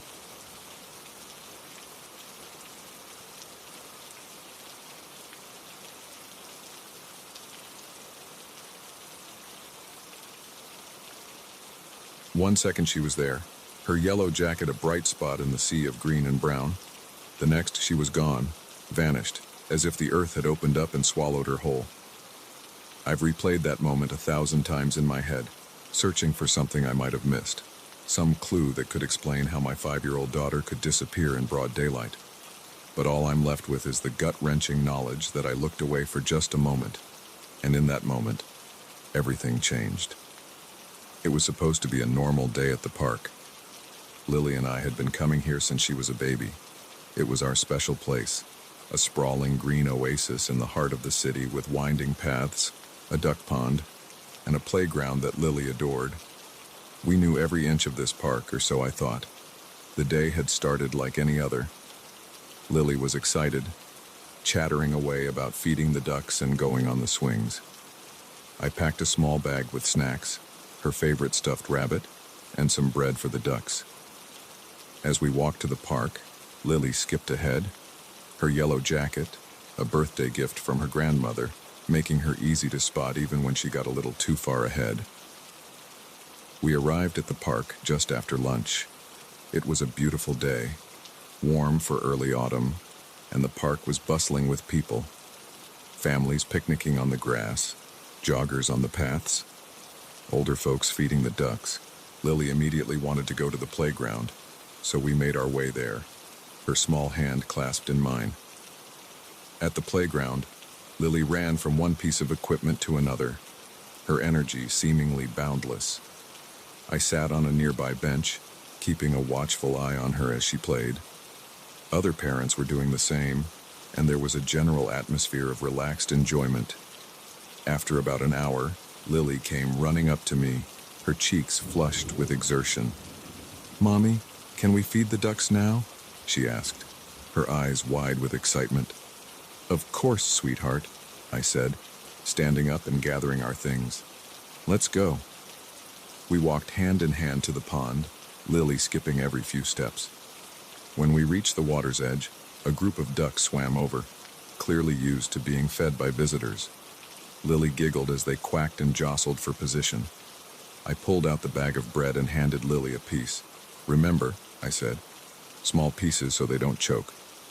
Lily nodded solemnly, tearing the bread into tiny bits and tossing them to the eager ducks. Her laughter echoed across the water as the ducks dove for the bread, creating ripples that spread out in concentric circles. We stood there for a while, Lily entranced by the ducks and me content to watch her joy. It was a perfect moment. One of those times when you wish you could freeze frame your life and stay there forever. But life doesn't work that way. My phone buzzed in my pocket. I pulled it out, seeing a text from my boss about an urgent work matter. I sighed, knowing I needed to respond but not wanting to take my attention away from Lily. "Sweetheart," I said, "Mommy needs to answer this message real quick. Stay right here where I can see you, okay?" Lily nodded, her attention still focused on the ducks. I stepped back a few paces, my eyes still on her as I began to type out a response. It was a complex issue, requiring more of my attention than I'd anticipated. I found myself rereading the message, formulating a careful reply. It couldn't have been more than a minute, maybe 2 at most. But when I looked up from my phone, Lily was gone. At first, I wasn't worried. Lily had a habit of wandering a few steps away, distracted by a butterfly or an interesting leaf. I scanned the immediate area, expecting to see her yellow jacket bobbing along the water's edge. Nothing. "Lily," I called out, my voice calm but with an edge of concern. No response. I walked along the shore, my eyes darting back and forth, searching for that familiar splash of yellow. My heart began to beat faster as I realized she wasn't anywhere near the pond. "Lily!" I called again, louder this time. A few nearby people looked up, registering the panic in my voice. I spun around, my eyes frantically searching every direction. The playground was empty. The picnic area was full of strangers. No sign of Lily anywhere. The panic that had been building in my chest exploded. "Lily!" I screamed, my voice echoing across the park. People stopped what they were doing, turning to look at the crazy woman yelling at the top of her lungs. I ran back to the playground, hoping against hope that she had returned there. Empty swings creaked in the breeze, mocking me with their emptiness. I checked under the slide, behind the bushes, anywhere a small child might hide. Nothing. By now, other people in the park had realized something was wrong. A young couple approached me, concern etched on their faces. "Are you okay?" the woman asked. "What's wrong?" "My daughter," I gasped, struggling to breathe through the panic. "She's missing. She was just here, and now she's gone. She's 5 years old, wearing a yellow jacket. Please, have you seen her?" They shook their heads, but immediately offered to help search. Within minutes, a small army of strangers had mobilized, spreading out across the park, calling Lily's name. I don't know who called the police, but suddenly they were there, asking me questions I could barely focus on. What was she wearing? When did I last see her? Did she know anyone in the park? I answered as best I could, my mind replaying those last moments over and over. Her laughter as she fed the ducks, the way the sunlight glinted off her hair, the yellow of her jacket bright against the green of the grass. Hours passed in a blur. The police searched every inch of the park. Divers were called in to check the pond, a possibility I couldn't bear to consider. As night fell, they brought in dogs to try and pick up her scent. Nothing. It was as if Lily had simply ceased to exist. One moment there, the next gone, leaving no trace behind. Days turned into weeks, weeks into months. The police investigation continued, but leads were scarce. Lily's face was plastered on posters all over the city, broadcast on every news channel. I appeared on TV, pleading for anyone with information to come forward. The theories were endless. She was abducted. She wandered off and got lost. She fell into the pond and the divers somehow missed her. Each possibility was more horrifying than the last. I couldn't sleep, couldn't eat. My whole life became consumed with finding Lily. I quit my job, spent every waking moment retracing our steps that day, interviewing anyone who might have seen something. But as time passed, hope began to fade. The police visits became less frequent. The news reports moved on to other stories. People stopped recognizing me on the street, stopped offering their condolences or theories. Life, it seemed, was moving on, but I was stuck, frozen in that moment by the pond, eternally turning away from my daughter for the last time. 1 year after Lily's disappearance, I returned to the park. I don't know what I expected to find. Some clue overlooked, some evidence that had been missed. Or maybe I just needed to be in the place where I last saw her, to feel close to her again. I stood by the pond, watching the ducks swim lazily across the surface. A little girl in a red coat ran past, her mother calling after her to be careful. I felt a pang in my chest, a pain so acute it took my breath away. As I turned to leave, something caught my eye. There, half hidden in the reeds at the water's edge, was a flash of yellow. My heart stopped. With trembling hands, I reached out and pulled it free. It was a piece of fabric, weathered and faded, but unmistakably the same shade as Lily's jacket. How had this been missed? How had I missed it in all my searches? I clutched the fabric to my chest, tears streaming down my face. It wasn't an answer. It wasn't Lily. But it was something. A tangible piece of evidence that she had been here, that I hadn't imagined at all. As I stood there, holding that small piece of yellow fabric, I made a promise. To Lily, to myself, to whatever power might be listening. I would never stop looking, never stop hoping. Somewhere out there, my daughter was waiting to be found, and I would search until my last breath to bring her home. The park continued its life around me. Children laughed, ducks quacked, joggers ran past. But for me, time stood still. In my mind, Lily was still 5 years old, still wearing her yellow jacket and still just out of reach. And I would keep reaching, keep searching, until I found her again.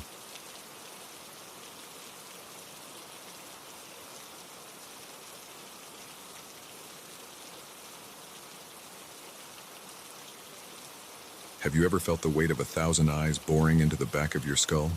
I have. For miles upon miles of empty highway, with nothing but darkness ahead and a pair of headlights behind, I felt it. Those lights weren't just following me. They were hunting me.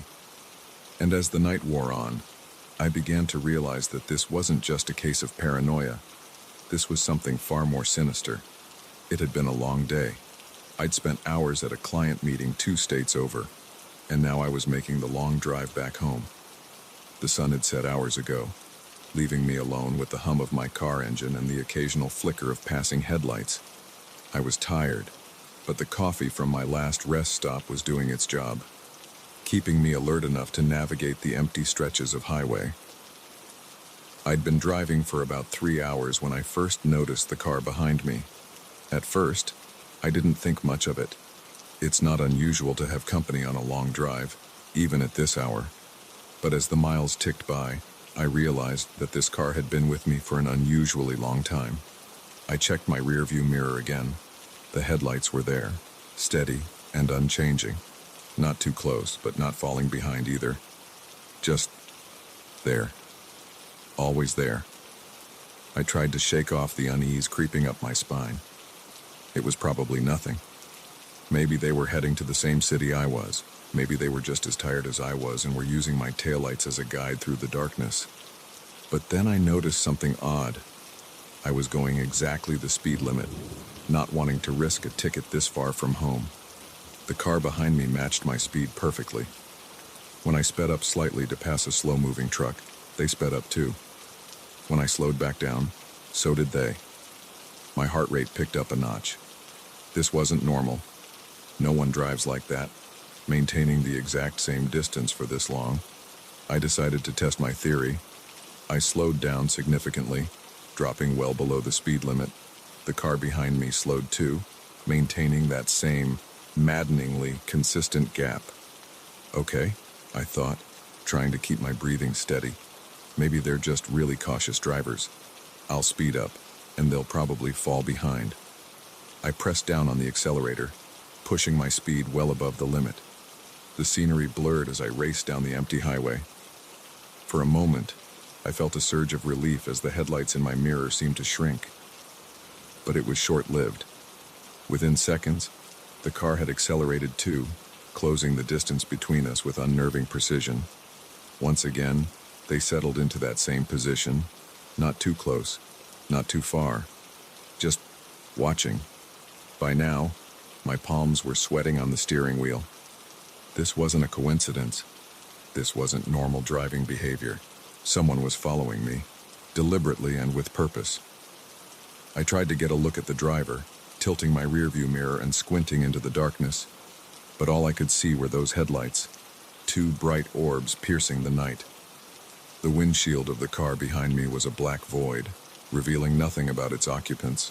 My mind raced with possibilities, each more terrifying than the last. Was it a cop? But no, there were no flashing lights, no attempt to pull me over. A robber looking for an isolated victim. But why follow for so long? Why not make a move? I checked my phone, hoping to call for help, but there was no signal. Of course not. Not out here in the middle of nowhere. The highway stretched endlessly ahead, a ribbon of black cutting through the darkness. No exits in sight, no towns, not even another car. Just me and my silent pursuer. I considered pulling over, but the thought of stopping out here, alone with whoever was in that car, made my blood run cold. No, I had to keep driving. Had to find somewhere safe, somewhere with people. Hours seemed to pass, though my clock told me it had only been minutes. Every curve in the road, every hill I hoped would bring me to a town, a gas station, anything. But there was only more highway, more darkness, and always those headlights behind me. I began to talk to myself, trying to stay calm, trying to reason it out. It's okay. You're okay. They haven't done anything. Maybe it's just a coincidence. Maybe. My words were cut short as I crested a hill and saw something that made my heart leap. Headlights ahead. Another car coming towards me in the opposite lane. For a moment, I felt a surge of relief. I wasn't alone out here after all. But as the car approached, an idea struck me. A crazy, dangerous idea. But in my panicked state, it seemed like my only option. As the oncoming car drew near, I took a deep breath, gripped the steering wheel tight, and did something I'd never done before. I flashed my headlights, over and over, the universal signal for help on the road. The oncoming car slowed, and I saw its brake lights come on. My pursuer, caught off guard by this unexpected move, fell back slightly. I pulled over to the shoulder, my heart pounding so hard I could feel it in my throat. The other car pulled over too, a little ahead of me. An older man stepped out, confusion and concern on his face. "Are you all right?" he called out, walking towards my car. I was about to respond, to pour out my story of the car that had been following me, when I glanced in my rearview mirror. The headlights were gone. I blinked, sure I must be mistaken. But no, the road behind me was empty. Dark and silent, as if no one had ever been there. "Miss," the man said, now standing by my window. "Is everything okay? Do you need help?" I turned to him, my mind reeling. There was a car, following me. For hours, it was right behind me, I swear. He looked past me, down the empty road. "I don't see anyone, ma'am. Are you sure you weren't just tired? Sometimes the mind can play tricks when you've been driving too long." I wanted to argue, to insist that I wasn't imagining things. But as I sat there, the adrenaline fading from my system, doubt began to creep in. Had I imagined it all? Was it just fatigue and coffee and the monotony of the long drive playing tricks on me? "Maybe you're right," I said, trying to force a smile. "I've been on the road for a long time. Guess I'm more tired than I thought."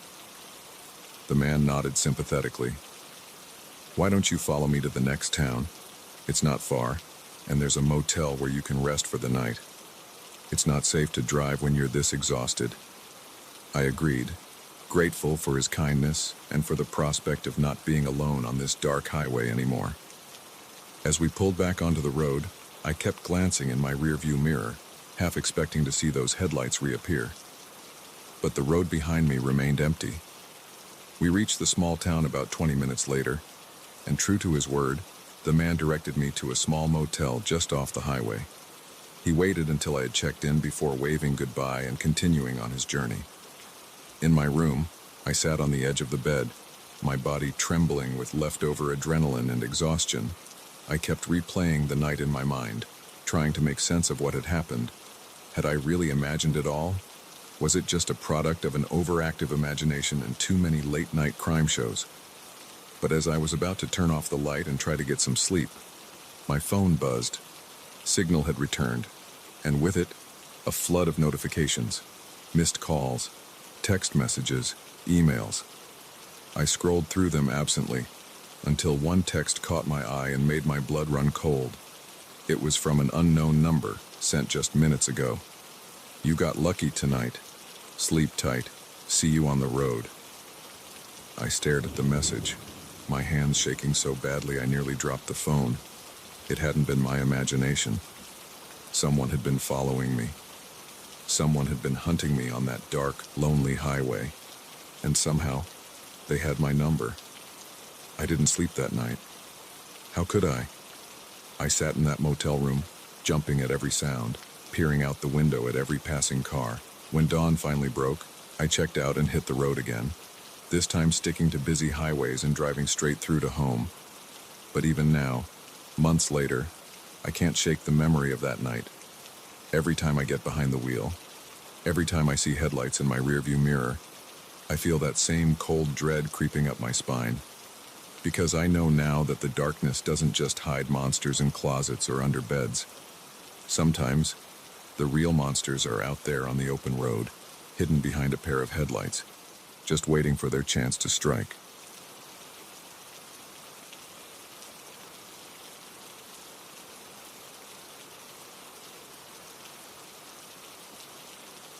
Exhaustion can play tricks on your mind, but it can't unlock a door you know you've locked. It can't leave muddy footprints on a carpet you've never stepped on, and it certainly can't explain the feeling of eyes watching you in an empty room. That night at the motel, I learned that sometimes the most terrifying monsters aren't the ones that hide under your bed, but the ones that have the key to your room. I'd been driving for 14 hours straight, my eyes burning from the endless stretch of highway and my back aching from too many hours hunched over the steering wheel. The neon sign of the Sleepy Pine Motel glowed like a beacon in the darkness, promising a bed and a few hours of desperately needed rest before I had to hit the road again. The night clerk barely looked up from his magazine as I checked in, sliding a key across the worn counter with a mumbled, "Room 104. I nodded my thanks, too tired for conversation, and made my way across the parking lot. The room was exactly what you'd expect from a budget motel in the middle of nowhere: faded wallpaper, a lumpy bed, and the faint smell of old cigarette smoke that no amount of air freshener could quite mask. But at that moment, it looked like the Ritz-Carlton to my weary eyes. I did a quick sweep of the room out of habit, checking the locks on the door and window, peeking behind the shower curtain. Satisfied that everything was secure, I tossed my bag onto the chair in the corner and collapsed onto the bed, not even bothering to take off my shoes. I must have fallen asleep instantly because the next thing I knew, I was jolting awake, my heart pounding. Something had woken me, but in the fuzzy space between sleep and waking, I couldn't remember what. The room was dark, the only light coming from the neon sign outside, casting an eerie red glow through the thin curtains. As I lay there, trying to calm my racing heart, I heard it, a soft click, like someone trying to turn a doorknob very, very slowly. My breath caught in my throat.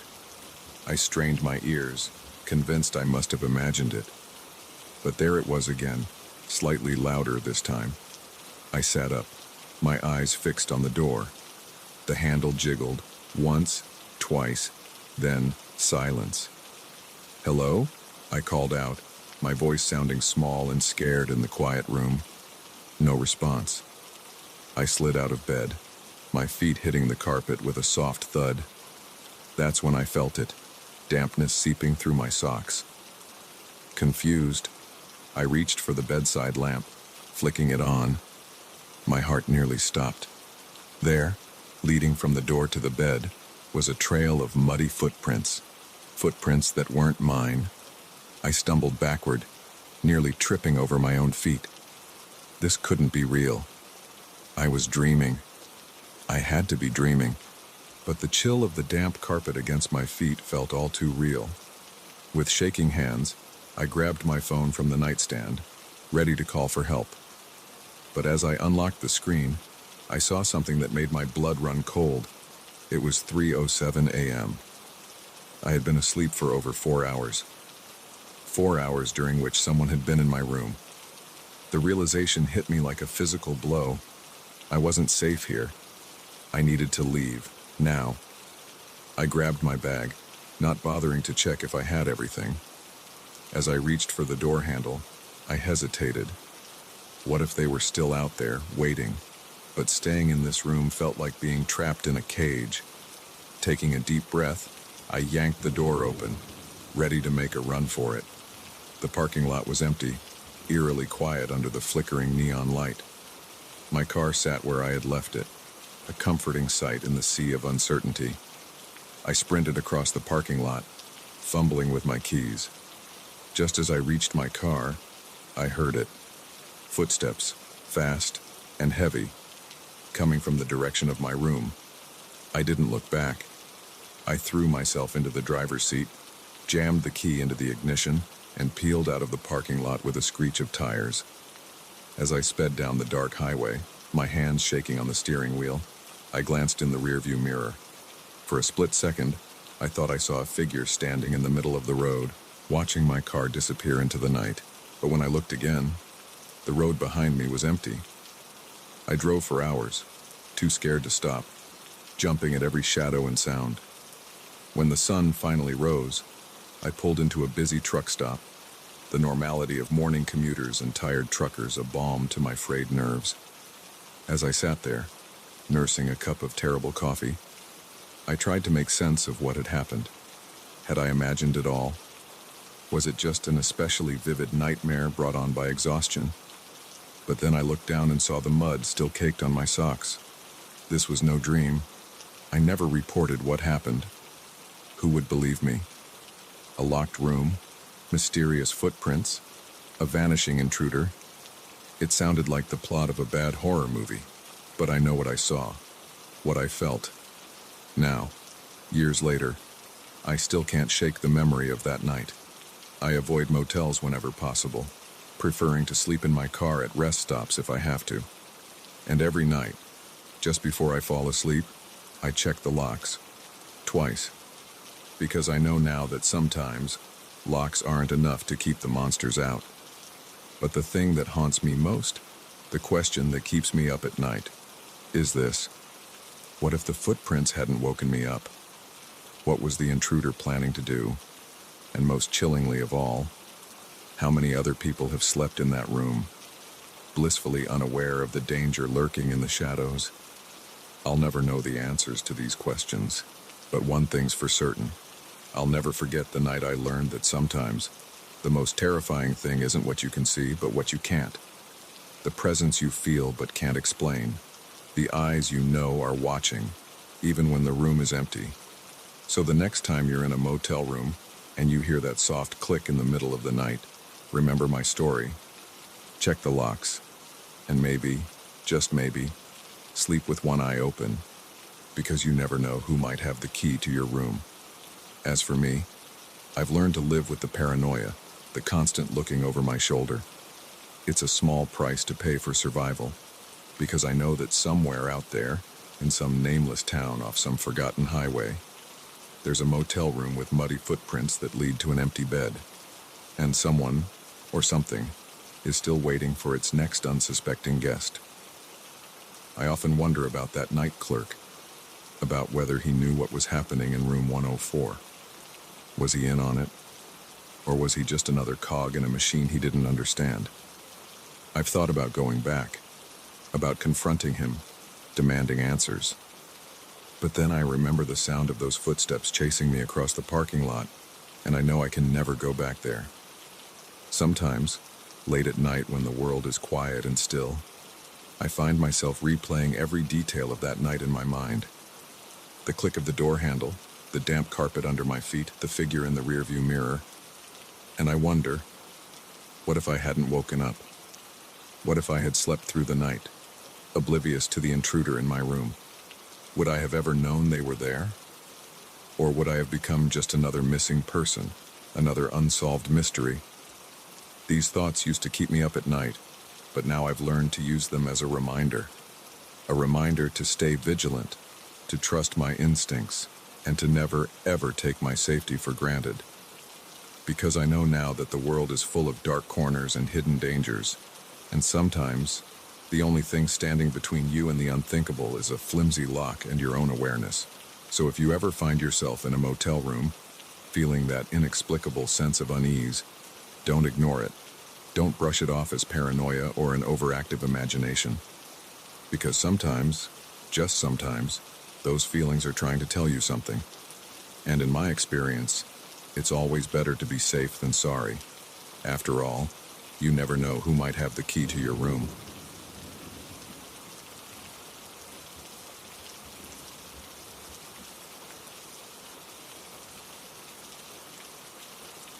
You never truly know a person until you're trapped in a car with them for hours on end.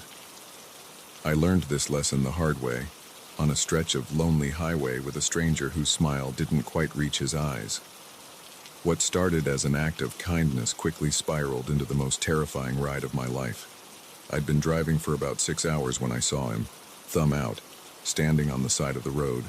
It was getting dark, and the clouds overhead threatened rain.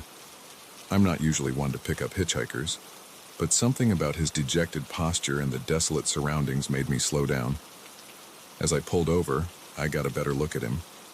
He seemed normal enough, mid-30s maybe, wearing jeans and a jacket that had seen better days. His hair was a bit messy, and there was dirt on his shoes like he'd been walking for a while. He jogged up to the car, a grateful smile on his face.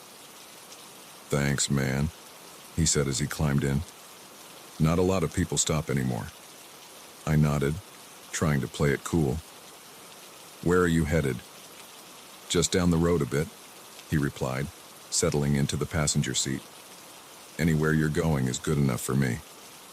I pulled back onto the road, the silence in the car broken only by the hum of the engine and the occasional swish of the wipers clearing the light drizzle that had started to fall. "Been out here long?" I asked, just to break the silence.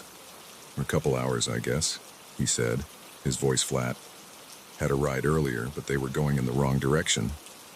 I nodded, not really sure what to say to that.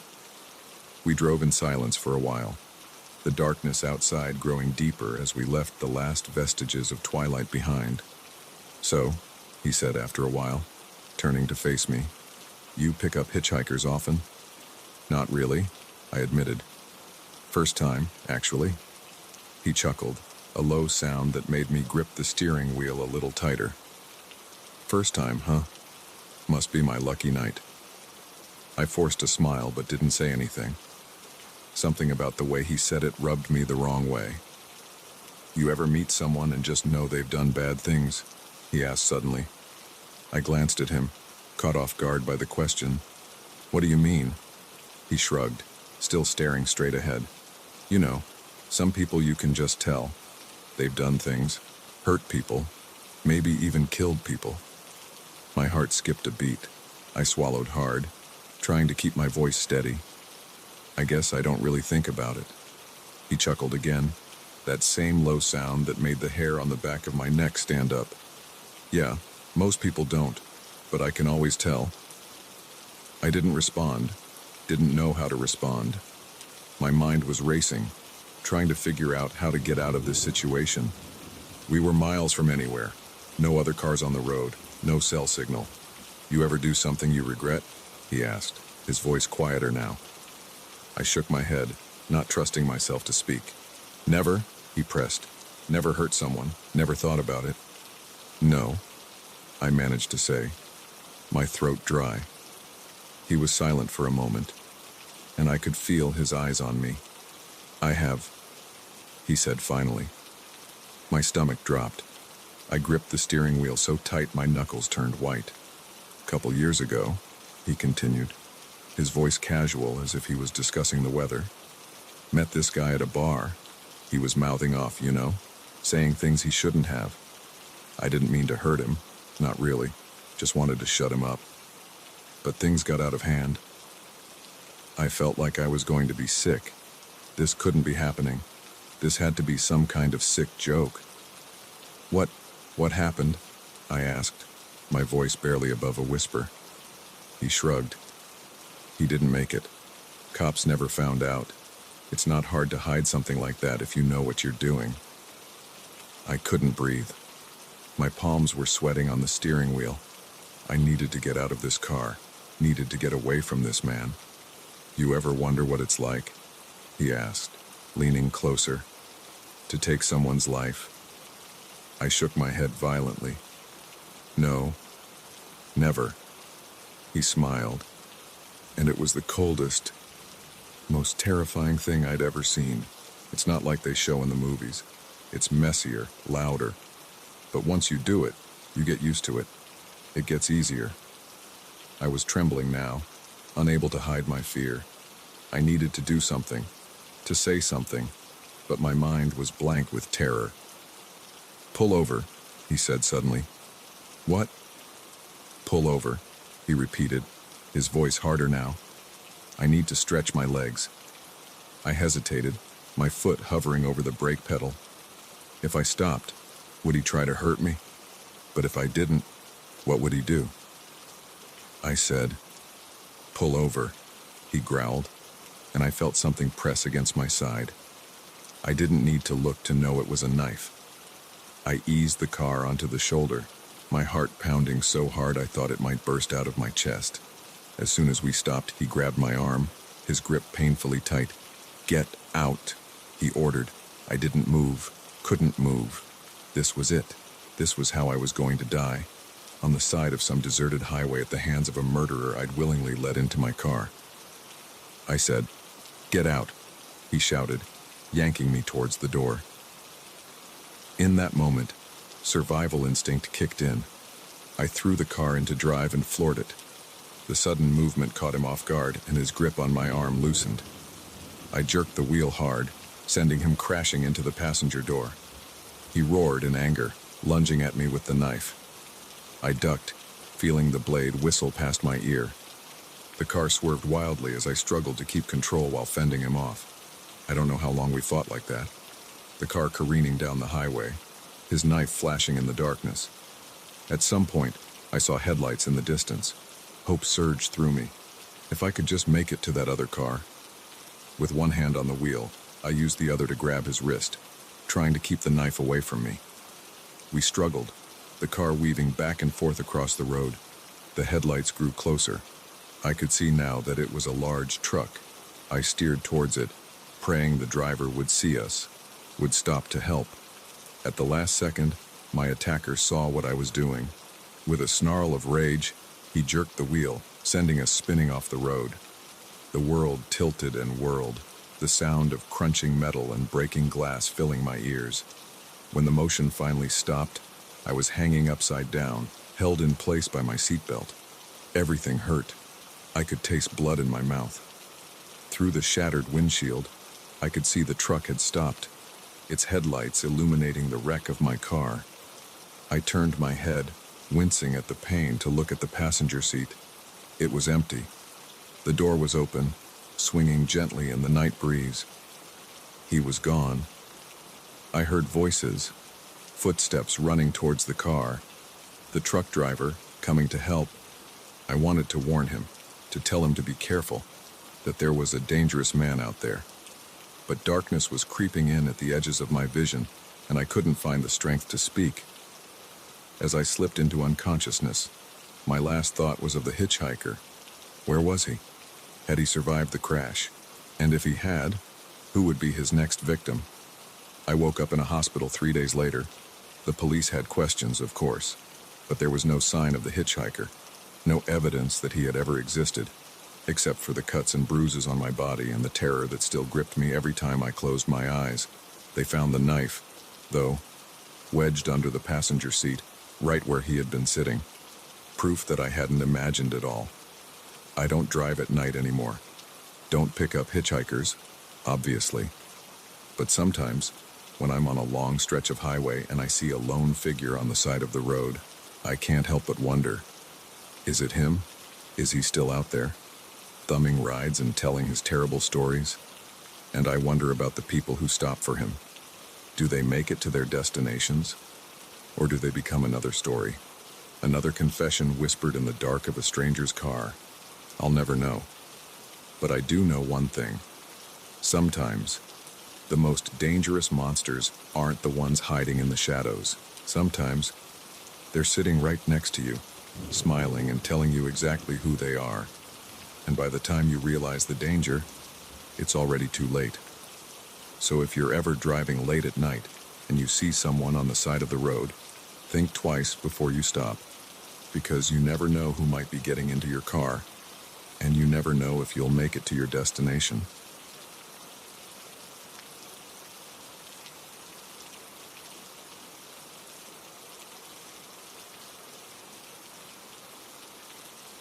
I never thought I'd be afraid of my own shadow, but that's what happens when you realize your every move is being watched.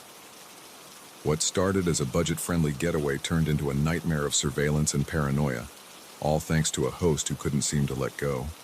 It was supposed to be a simple weekend trip.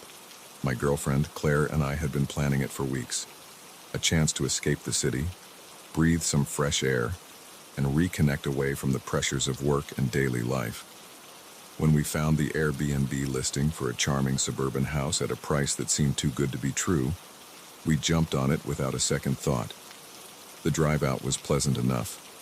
We left the towering skyscrapers behind, watching as the landscape gradually shifted to neatly manicured lawns and cookie-cutter houses. The neighborhood where our Airbnb was located looked like something out of a 1950s sitcom. All identical houses with white picket fences and perfectly trimmed hedges. We pulled up to the address, a quaint two-story house with blue shutters and a red door. As we were getting our bags out of the car, the front door opened, and our host stepped out. Roger was a man in his early 50s, with thinning hair and a smile that seemed a bit too wide. He greeted us enthusiastically, helping with our bags and ushering us inside. "Welcome, welcome," he said, his voice dripping with an almost manic cheerfulness. "I'm so excited to have you here. It's been too long since I've had guests." The inside of the house was immaculate, almost unnaturally so.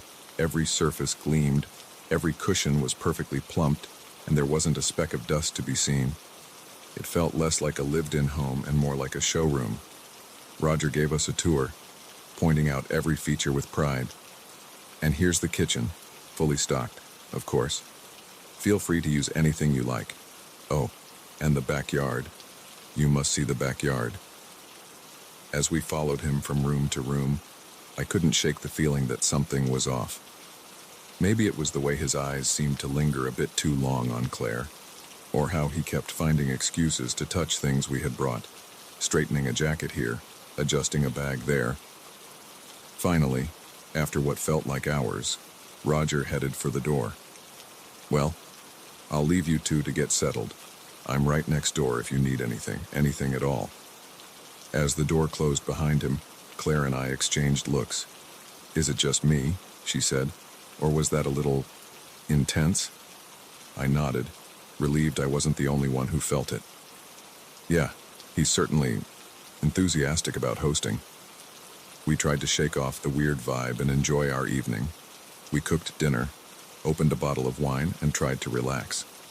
But as the night wore on, I couldn't shake the feeling that we were being watched. It started with little things.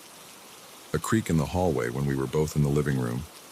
A shadow passing by the window that didn't quite match up with the trees outside. At one point, I could have sworn I heard breathing on the other side of the bedroom door. "You're just being paranoid," I told myself. "Old houses make noise. It's probably nothing." But then, as we were getting ready for bed, Claire's face suddenly went pale. "Tom," she whispered, pointing at the ceiling. "Is that a camera?" I looked up, and my blood ran cold. There, in the corner of the bedroom, was a tiny black dome, a security camera, partially hidden by a plant. "What the hell?" I muttered, grabbing a chair to get a closer look. As I examined it, I realized with growing horror that it was real, and it was on. We tore through the house, our earlier unease exploding into full-blown panic. We found cameras in every room, some hidden behind pictures, others disguised as smoke detectors. Our private weekend getaway had turned into a sick surveillance experiment. "We need to leave," Claire said, her voice shaking. "Now," I agreed, but as we started to pack our things, we heard a key in the lock. The door swung open, and there stood Roger, that too-wide smile still plastered on his face. "Is everything all right?" he asked, his eyes darting between us and our half-packed bags. "I thought I heard some commotion." "We're leaving," I said firmly, trying to keep my voice steady. "We found the cameras. This is completely unacceptable." Roger's smile didn't falter, but something changed in his eyes. A coldness crept in, replacing the manic cheerfulness from earlier. "Cameras," he said, feigning innocence. "Oh, those old things. They're not even connected. Just left over from the previous owners. Nothing to worry about." "They're on," Claire snapped. "We saw the lights. We're not stupid." Roger's smile finally dropped. He stepped into the house, closing the door behind him. Now, he said, his voice low and dangerous. "Let's not do anything hasty. You've only just arrived. It would be a shame to cut your stay short." I stepped in front of Claire, my heart pounding. "We're leaving," I repeated. "Get out of our way." Roger didn't move. "I'm afraid I can't let you do that. You see, I've grown quite fond of you both already. I think you'll find that extending your stay will be in everyone's best interest." The implication in his words sent a chill down my spine. I glanced at Claire, saw the fear in her eyes, and made a split-second decision. I lunged at Roger, catching him off guard. We tumbled to the floor, grappling for control. "Claire, run!" I shouted. She didn't hesitate, grabbing our bags and bolting for the door. Roger was stronger than he looked, and it took everything I had to keep him pinned down. I heard the car start outside and knew Claire had made it out. With a surge of adrenaline, I managed to break free from Roger's grasp. I scrambled to my feet and ran, not daring to look back. I jumped into the passenger seat of our car just as Claire was pulling away from the curb. As we sped down the street, I saw Roger in the rearview mirror, standing in the middle of the road, watching us go. Even from a distance, I could see that terrifying smile was back on his face. We drove for hours, not stopping until we were several towns over. We found a motel, paid cash, and holed up for the night, jumping at every sound. The next day, we reported everything to the police and to Airbnb. But when the authorities went to investigate, they found the house empty. No cameras, no Roger, no evidence of anything amiss. It was as if our entire nightmarish experience had been a shared hallucination. We tried to move on, to forget about that weekend, but sometimes, late at night, I still wake up in a cold sweat, convinced I can hear breathing on the other side of the door. I check my phone obsessively for hidden apps, scan my apartment for tiny lenses, and every time I pass a house with blue shutters and a red door, I can't help but wonder, is Roger in there, waiting for his next unsuspecting guests? Are there other houses out there, filled with hidden cameras and hosts with too wide smiles? I'll never use Airbnb again. Hotels might be more expensive, but at least there, anonymity is part of the deal. No overly friendly hosts, no perfectly manicured lawns hiding sinister secrets. Claire and I are still together, but that weekend left its mark on us. We're more cautious now, more aware of the potential dangers lurking behind friendly faces and good deals. We've learned the hard way that sometimes the price of privacy is higher than any savings on accommodations. So if you're ever booking a place to stay and the deal seems too good to be true, remember our story. Look for the cameras hidden in plain sight. And if your host seems a little too interested in your plans, a little too eager to make you feel at home, trust your instincts, because you never know who might be watching. waiting for the perfect moment to turn your vacation into a prison. And once you're caught in their web, it might be too late to escape. The suburbs might look peaceful, with their identical houses and neatly trimmed hedges. But behind those picket fences and red doors, darkness can lurk. And sometimes the most dangerous predators are the ones who invite you in with a smile.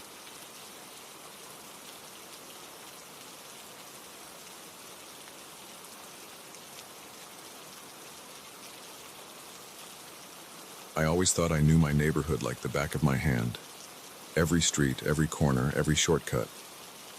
But on that moonless night, as footsteps echoed behind me and familiar roads twisted into an endless maze, I realized how little I truly knew about the dark corners of my own backyard.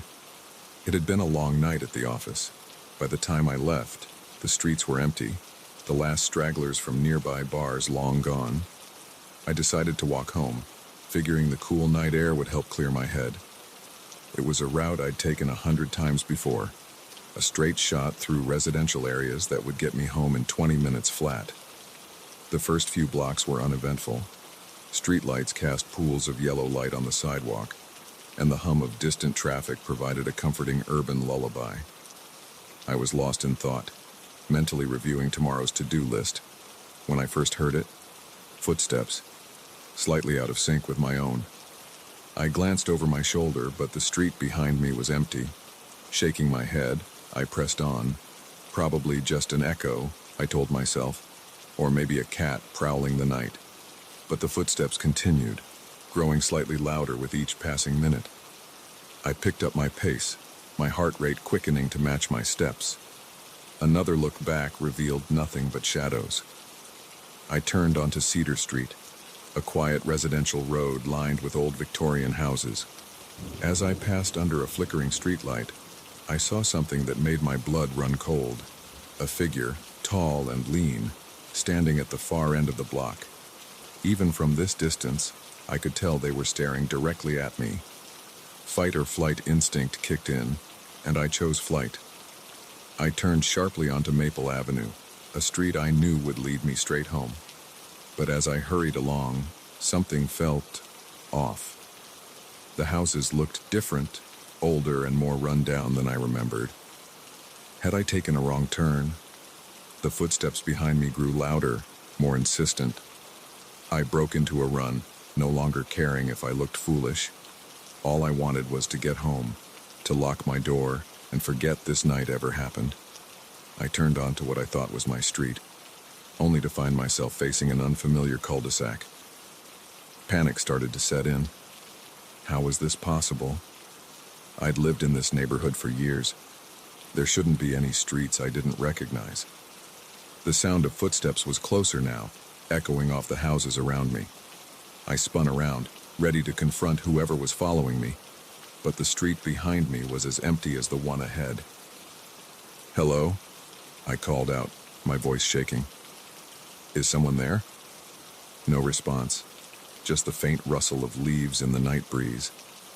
I pulled out my phone, intending to call for help or at least use the GPS to figure out where I was.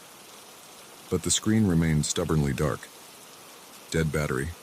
Of all the nights for this to happen. With no other choice, I pressed on, trying to retrace my steps, but each turn led me deeper into unfamiliar territory. Streets I'd never seen before stretched out in front of me, lined with houses that seemed to leer in the darkness. The footsteps continued, sometimes fading into the distance only to return louder than ever.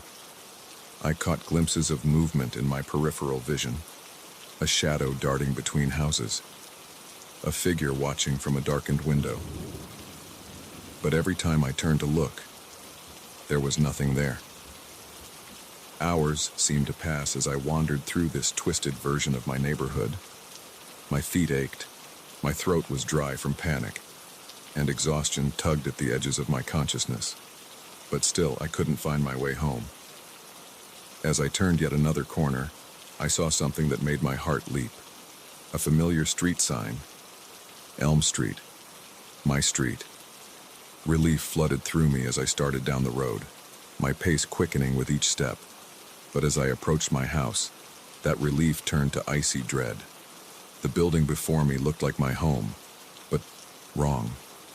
The paint was peeling, the windows dark and empty. The neat front lawn I'd mowed just last weekend was overgrown, weeds choking out the carefully tended flowers. I stood there, staring at this nightmare version of my house, when I heard it.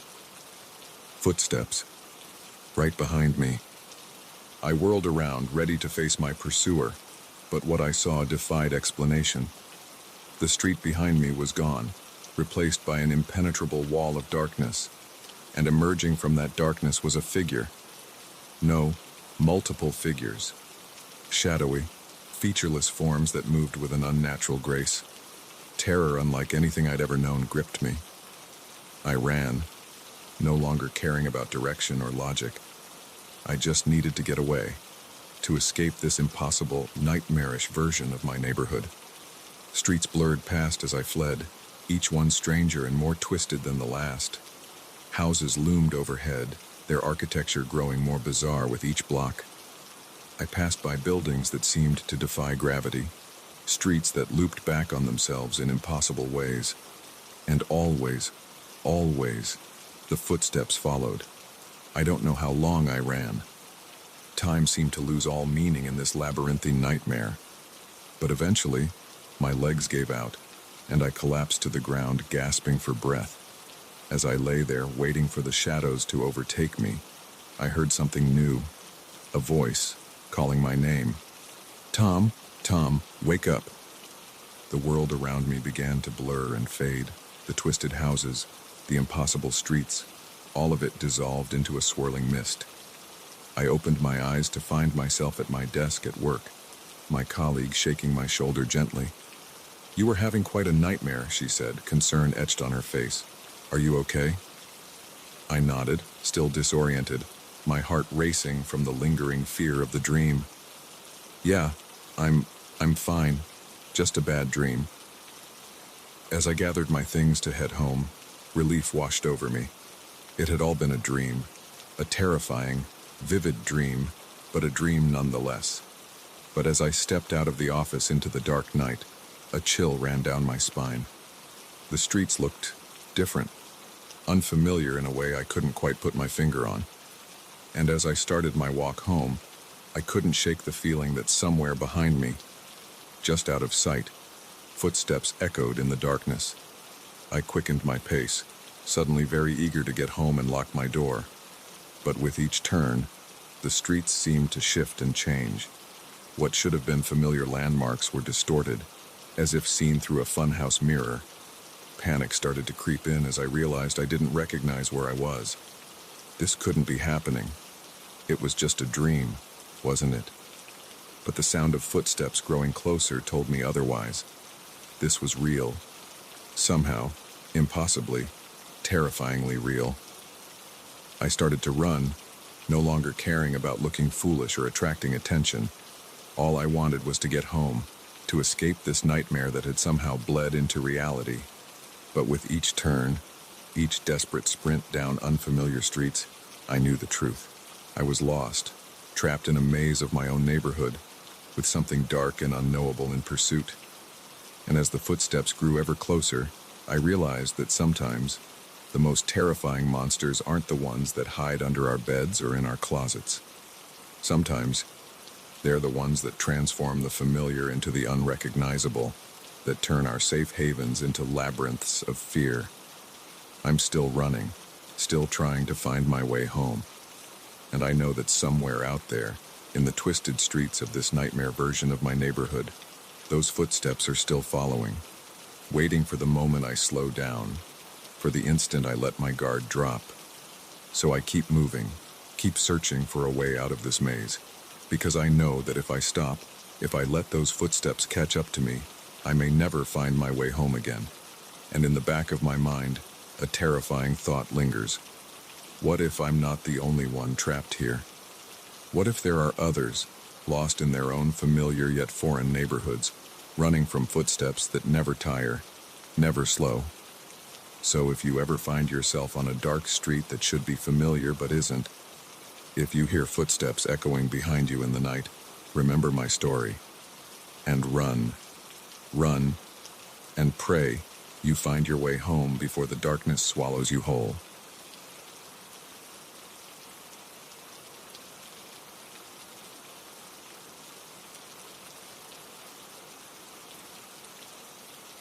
The first rule of urban exploration is to never go alone. The second is to always trust your instincts. I broke both rules that night, and what I found in that abandoned building will haunt me for the rest of my life. I've always been drawn to forgotten places.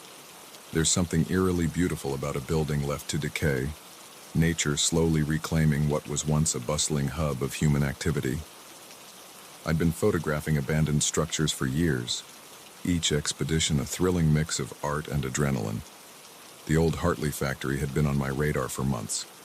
A massive complex on the outskirts of town, it had been shuttered for decades, its hulking silhouette a stark reminder of the city's industrial past.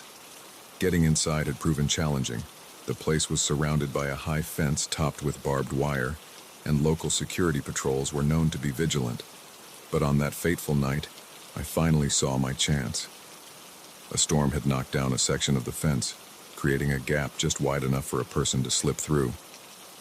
I knew I should wait, should call my usual exploration partner, should at least tell someone where I was going. But the opportunity was too perfect to pass up. Armed with my camera, a flashlight, and a backpack full of supplies, I made my way to the factory under the cover of darkness. The gap in the fence was still there, an inviting portal to urban decay. I slipped through, my heart racing with a mix of excitement and trepidation. The factory loomed before me, a behemoth of rusted metal and broken windows. Moonlight filtered through the gaps, casting long shadows across the overgrown courtyard. I took a moment to capture a few exterior shots before making my way to a side entrance. The door creaked open with surprising ease, as if welcoming me into its long-forgotten halls. The smell hit me first, a musty combination of damp concrete, rusted metal, and something else I couldn't quite place. I flicked on my flashlight, the beam cutting through the darkness to reveal a vast, open space filled with silent machinery. I moved slowly, carefully, my camera at the ready. Every step echoed in the cavernous room, the sound bouncing off walls adorned with peeling paint and graffiti. I lost myself in the photography, capturing the interplay of light and shadow, the textures of decay, the stories told in abandoned objects. I don't know how long I'd been exploring when I first heard it, a soft sound, barely audible over my own movements. I paused, holding my breath, straining to listen. There it was again, a faint shuffling like something being dragged across concrete. My first thought was that it must be an animal, a raccoon maybe, or a stray cat that had found its way inside. But as I stood there, the sound grew louder, more deliberate, more... This was no animal. I switched off my flashlight, plunging myself into darkness. My eyes struggled to adjust as I pressed myself against a wall, trying to pinpoint the source of the noise. It was coming from deeper within the factory, from a hallway I hadn't yet explored. Every instinct told me to leave, to get out while I still could. But curiosity, that damned human trait, got the better of me. I had to know what was making that sound. Moving as quietly as I could, I crept towards the hallway. The shuffling had stopped, replaced by an eerie silence that seemed to press in on me from all sides. I reached the entrance to the corridor and peered around the corner. My blood ran cold. There, at the far end of the hallway, was a figure, humanoid in shape, but wrong somehow. Its proportions were off, limbs too long and bent at unnatural angles. It was facing away from me, its head cocked as if listening. I must have made a sound, a gasp, a stumble, I'm not sure. But suddenly it turned. In the dim light filtering through a broken window, I caught a glimpse of its face, or rather where a face should have been. Instead, there was only a smooth, featureless expanse of skin. For a moment that seemed to stretch into eternity, we stared at each other. Then, with a sound that was part shriek and part static, it began to move towards me. I ran like I've never run before, my feet pounding against the concrete floor, my breath coming in ragged gasps. I could hear it behind me, that awful shuffling gait growing faster, closer. I burst out of the side entrance, into the moonlit courtyard. The gap in the fence seemed miles away. I sprinted towards it, my lungs burning, my legs screaming for rest. Just as I reached the fence, I felt something brush against my back. I didn't look back, didn't hesitate. I threw myself through the gap, feeling the barbed wire tear at my clothes, at my skin. I didn't stop running until I reached my car, parked several blocks away. As I fumbled with my keys, I finally dared to look back. The street behind me was empty.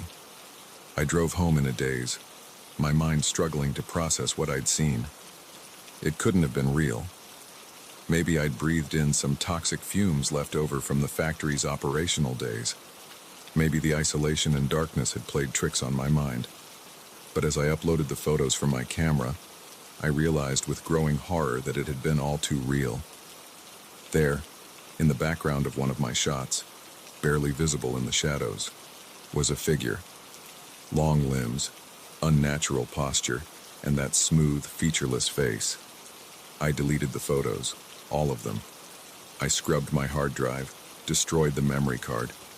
I wanted no record of that night, no evidence of what I'd seen. But I can't erase the memory. Can't shake the feeling that I didn't just encounter something in that factory. I awakened it. And now, late at night when the world is quiet, I swear I can hear a faint shuffling outside my window. I don't go urban exploring anymore. Can't bring myself to enter abandoned buildings, even in broad daylight. Because now I know that sometimes, the places we think are empty are anything but. Sometimes, in the forgotten corners of our world, things wait, patient, hungry things that should not be. And sometimes, if you're very unlucky, you might just catch their attention. I've tried to rationalize what happened that night. Tried to convince myself it was all in my head, a product of fear and an overactive imagination. But deep down, I know the truth. I know that in that abandoned factory, I encountered something that defies explanation, something that shouldn't exist in our world. I've done research since then, diving deep into urban legends and conspiracy theories. I found whispers of similar encounters, stories of explorers who ventured into abandoned places and never returned or came back, changed. There are names for these entities, skinwalkers, wendigos, things that lurk in the spaces between what we know and what we fear. But names don't matter. What matters is that they're out there, waiting in the dark, empty places of our world. And once you've seen them, once you've caught their attention, you're never truly safe again. I've moved since that night, left the city entirely. I live in a small town now, surrounded by people and light. But even here, I can't escape the feeling that I'm being watched. That somewhere out there, that thing from the factory is looking for me, biding its time. So I keep my doors locked, my curtains drawn. I don't go out at night, and I never, ever explore abandoned buildings. Because I know now that sometimes, the most terrifying things aren't the ghosts of the past that linger in those forgotten places. Sometimes, it's the things that have always been there, waiting for someone foolish enough to disturb their slumber. If you're an urban explorer, if you're drawn to the allure of abandoned places, heed my warning. Never go alone. Always trust your instincts. And if you hear a shuffling in the darkness, if you catch a glimpse of something that shouldn't be there, run. Run, and don't look back. Because once they've seen you, once they know you're there, it might already be too late. As for me, I'll keep running, keep hiding. And I'll pray that one day the memory of that faceless figure will fade, that the sound of shuffling footsteps will no longer haunt my dreams. But deep down, I know the truth. Some things, once seen, can never be unseen, and some encounters change you forever, leaving you forever looking over your shoulder, forever wondering what lurks in the shadows of the world we thought we knew.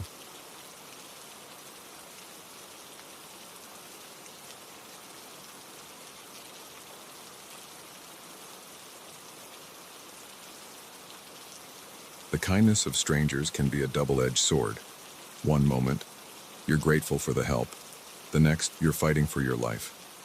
I learned this lesson on a lonely stretch of road, where a good Samaritan's smile hid the darkest of intentions. It was supposed to be a simple road trip, just me, my old reliable car, and the open highway stretching out before me. I'd made this drive a dozen times before, visiting my sister who lived 3 states over. But this time, fate had other plans. The trouble started about halfway through my journey. The sun had set hours ago, leaving me alone with the hum of my engine and the occasional flicker of passing headlights. I was tired, but the coffee from my last rest stop was doing its job, keeping me alert enough to navigate the empty stretches of highway. That's when I heard it, a strange rattling sound coming from under the hood. I tried to ignore it at first, hoping it was just road debris or my imagination playing tricks on me. But as the minutes ticked by, the sound grew louder, more insistent. Then, without warning, my car began to sputter. The engine coughed and wheezed, and I felt the vehicle losing power. My heart sank as I realized what was happening.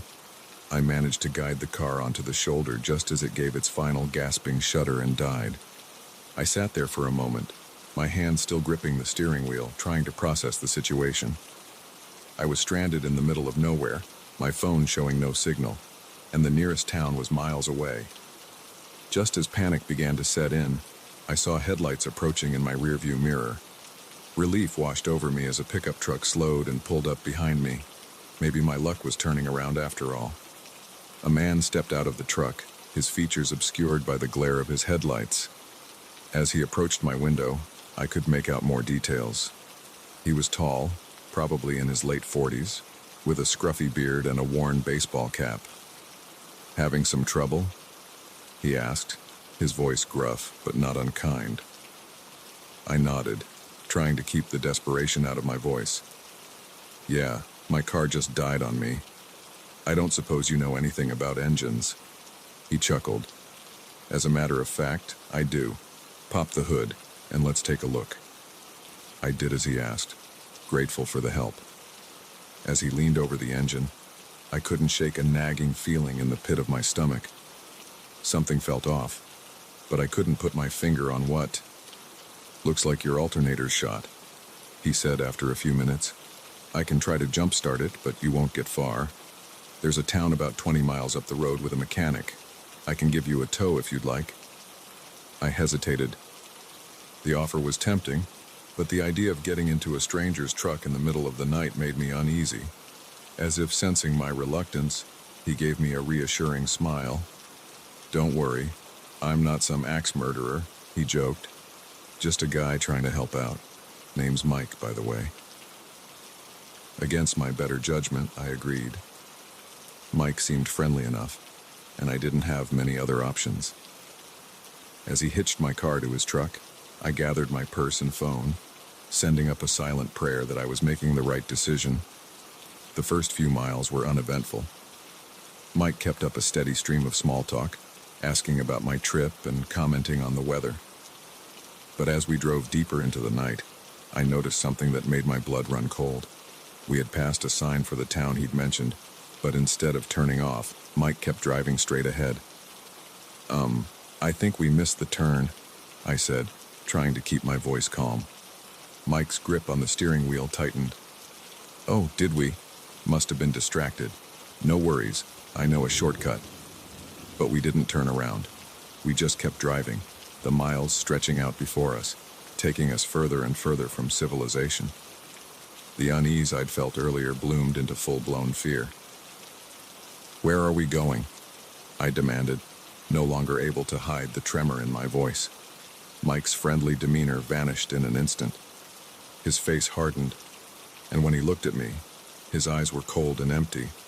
"Somewhere quiet," he said, his voice low and menacing. "Somewhere no one will hear you scream." Terror gripped me. This couldn't be happening. This was the stuff of nightmares and true crime podcasts, not something that happened to real people like me. I reached for the door handle, ready to jump out of the moving vehicle if I had to. But Mike was faster. He grabbed my arm, his grip like iron. "I wouldn't do that if I were you," he growled. "We're going awful fast. Might hurt yourself. My mind raced, searching for a way out of this nightmare. I thought about my phone, but even if I could reach it, there was still no signal.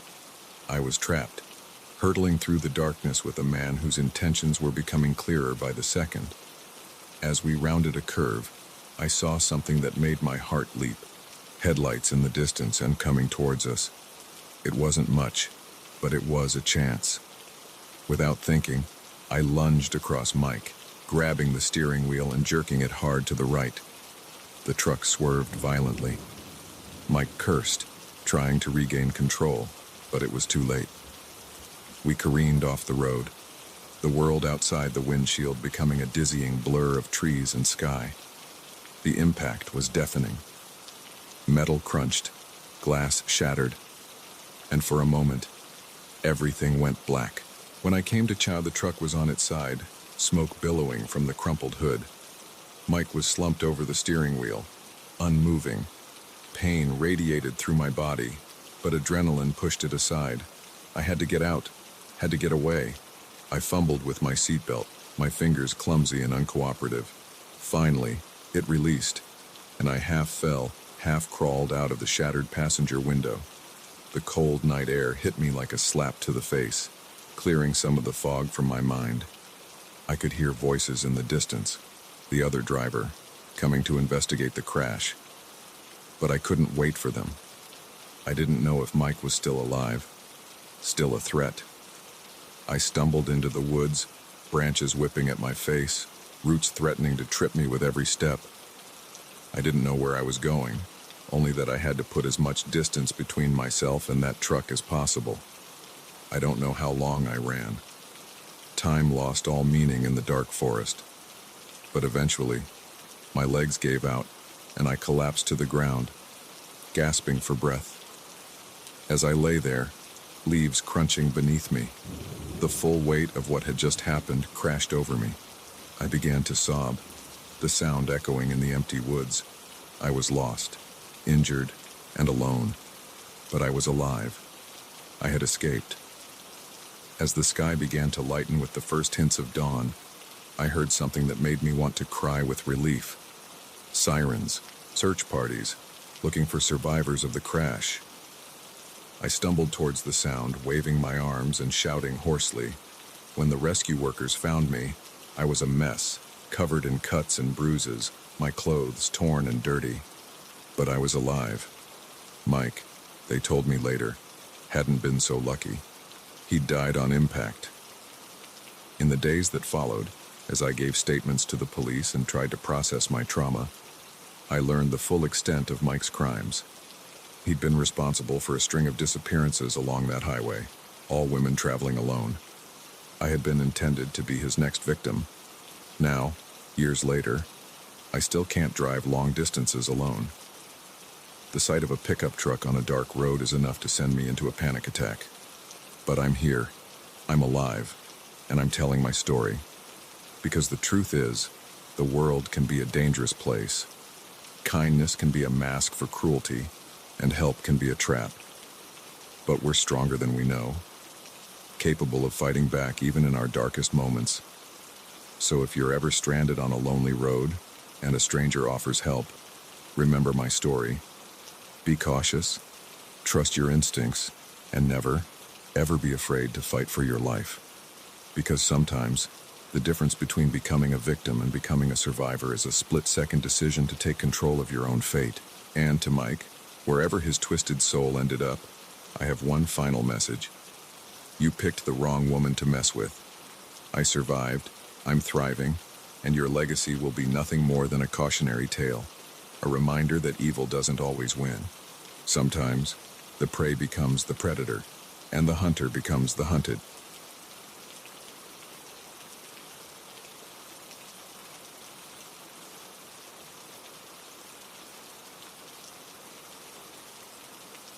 They say curiosity killed the cat, but they never mention what happens when the cat stumbles upon something it was never meant to find. Deep in the heart of an unexplored cave system, I discovered a truth that shook me to my core and left me questioning everything I thought I knew about our world.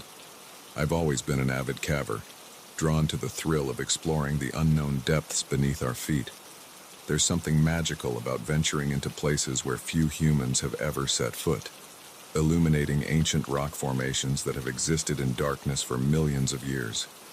It's a hobby that's taken me to some of the most remote corners of the world, but nothing could have prepared me for what I found in the Hollow Creek caves. The Hollow Creek system had been on my radar for years. Located in a remote part of the Appalachian Mountains, it was rumored to be vast and largely unexplored. Local legends spoke of strange noises echoing from its depths, of spelunkers who entered and never returned. Most serious cavers dismissed these stories as campfire tales, but they only fueled my curiosity.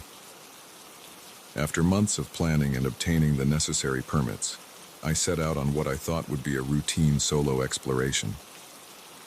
The cave entrance was hidden behind a thick curtain of vegetation, barely visible unless you knew exactly where to look.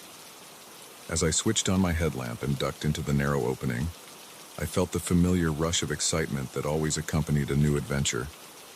The first few hours were uneventful. I carefully mapped my progress, marveling at the intricate formations of stalactites and stalagmites that adorned the cavern walls.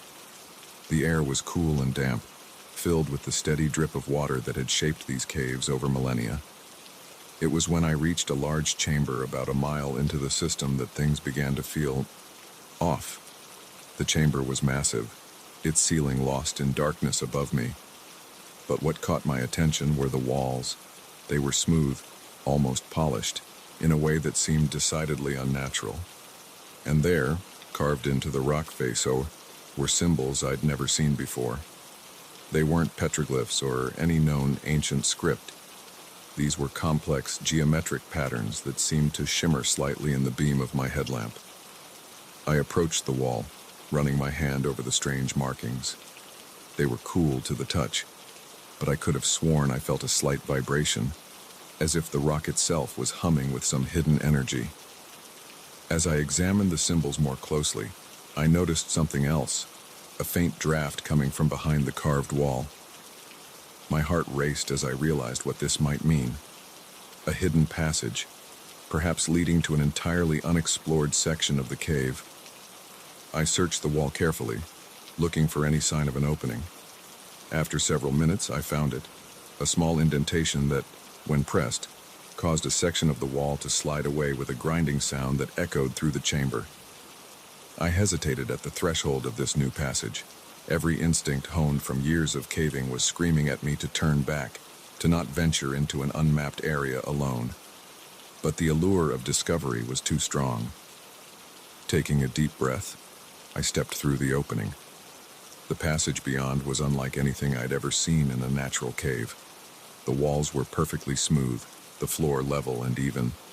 It looked less like a cavern and more like a tunnel, carved by intelligent hands. My unease grew with every step, but so did my curiosity. As I ventured deeper, I began to hear something, a low, rhythmic pulsing that seemed to come from the very rock around me.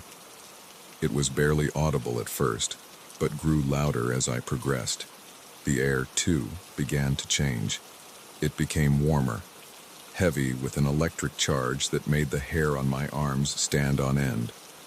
After what felt like hours of walking, the tunnel opened into another chamber, and what I saw there stopped me in my tracks. The room was vast, its walls covered in the same strange symbols I'd seen earlier. But it was what lay at the center that truly defied explanation. A pillar of swirling energy rose from the floor to the ceiling, pulsing with colors I'd never seen before, colors that shouldn't exist. Around it were arranged what looked like control panels, covered in more of those bizarre symbols. And there, hunched over one of the panels, was a figure. It wasn't human. It wasn't anything I'd ever seen before. Tall and slender, with limbs that bent at impossible angles, its skin seemed to shift and ripple like the surface of an oil slick. As I stood there, frozen in shock and disbelief, it turned. Where a face should have been, there was only a smooth, featureless expanse. Yet somehow, I knew it was looking right at me. I felt its gaze like a physical weight, pressing down on me, into me. For a moment that stretched into eternity, we stared at each other. Then, With a sound that was part shriek and part static, it began to move towards me. Its movements were jerky, unnatural, like a stop-motion animation brought to terrifying life. I ran like I'd never run before, my heart pounding so hard I thought it might burst from my chest. I could hear it behind me, that awful shrieking getting closer. The symbols on the walls seemed to blur as I raced past, and I swear I saw some of them move, rearranging themselves as if trying to block my path. I don't know how I found my way back to the main chamber. Everything was a blur of panic and adrenaline, but suddenly, I was there, scrambling through the hidden door, not daring to look back. I didn't stop running until I burst out of the cave entrance into the blessed light of day. As I stood there, gasping for breath, I turned to look back at the cave. The entrance looked just as it had when I'd arrived, a simple opening in the rock face, giving no hint of the impossibilities that lay within. For a wild moment, I wondered if I'd imagined it all. But the terror coursing through my veins was all too real. I've never gone back to Hollow Creek, never told anyone the full story of what I saw down there. Who would believe me? Some nights, I wake up in a cold sweat, the echo of that unearthly shriek ringing in my ears. I've pored over every book, every legend I can find, searching for some explanation for what I encountered. But deep down, I know the truth. There are things in this world, perhaps not even of this world, that defy all our understanding. The symbols haunt my dreams. Sometimes, I find myself absent-mindedly sketching them, only to rip up the paper in fear, because I can't shake the feeling that they're more than just writing. They're a key to something vast and ancient and utterly alien. I don't go caving anymore. Can't bring myself to venture into the darkness, knowing what might be lurking there. But sometimes, when I'm in a crowded city street or a busy shopping mall, I'll catch a glimpse of something out of the corner of my eye. A too-tall figure, a smooth, featureless face. It's gone when I turn to look, but I know it was there. There among us. Hidden, watching, waiting. For what, I don't know. But I do know this. The world is stranger and more terrifying than we can possibly imagine. And sometimes, the greatest dangers aren't the ones that lurk in the darkness, but the ones that hide in plain sight, just beyond the edge of our understanding. So if you're ever exploring a cave, and you come across symbols that shouldn't be there, or hear sounds that don't belong in our world, remember my story. Turn back, run, and pray that you haven't already been noticed by whatever watches from the shadows. Because once you've seen behind the veil, there's no going back. The knowledge will haunt you, change you, and leave you forever wondering what other secrets lie hidden in the dark places of our world.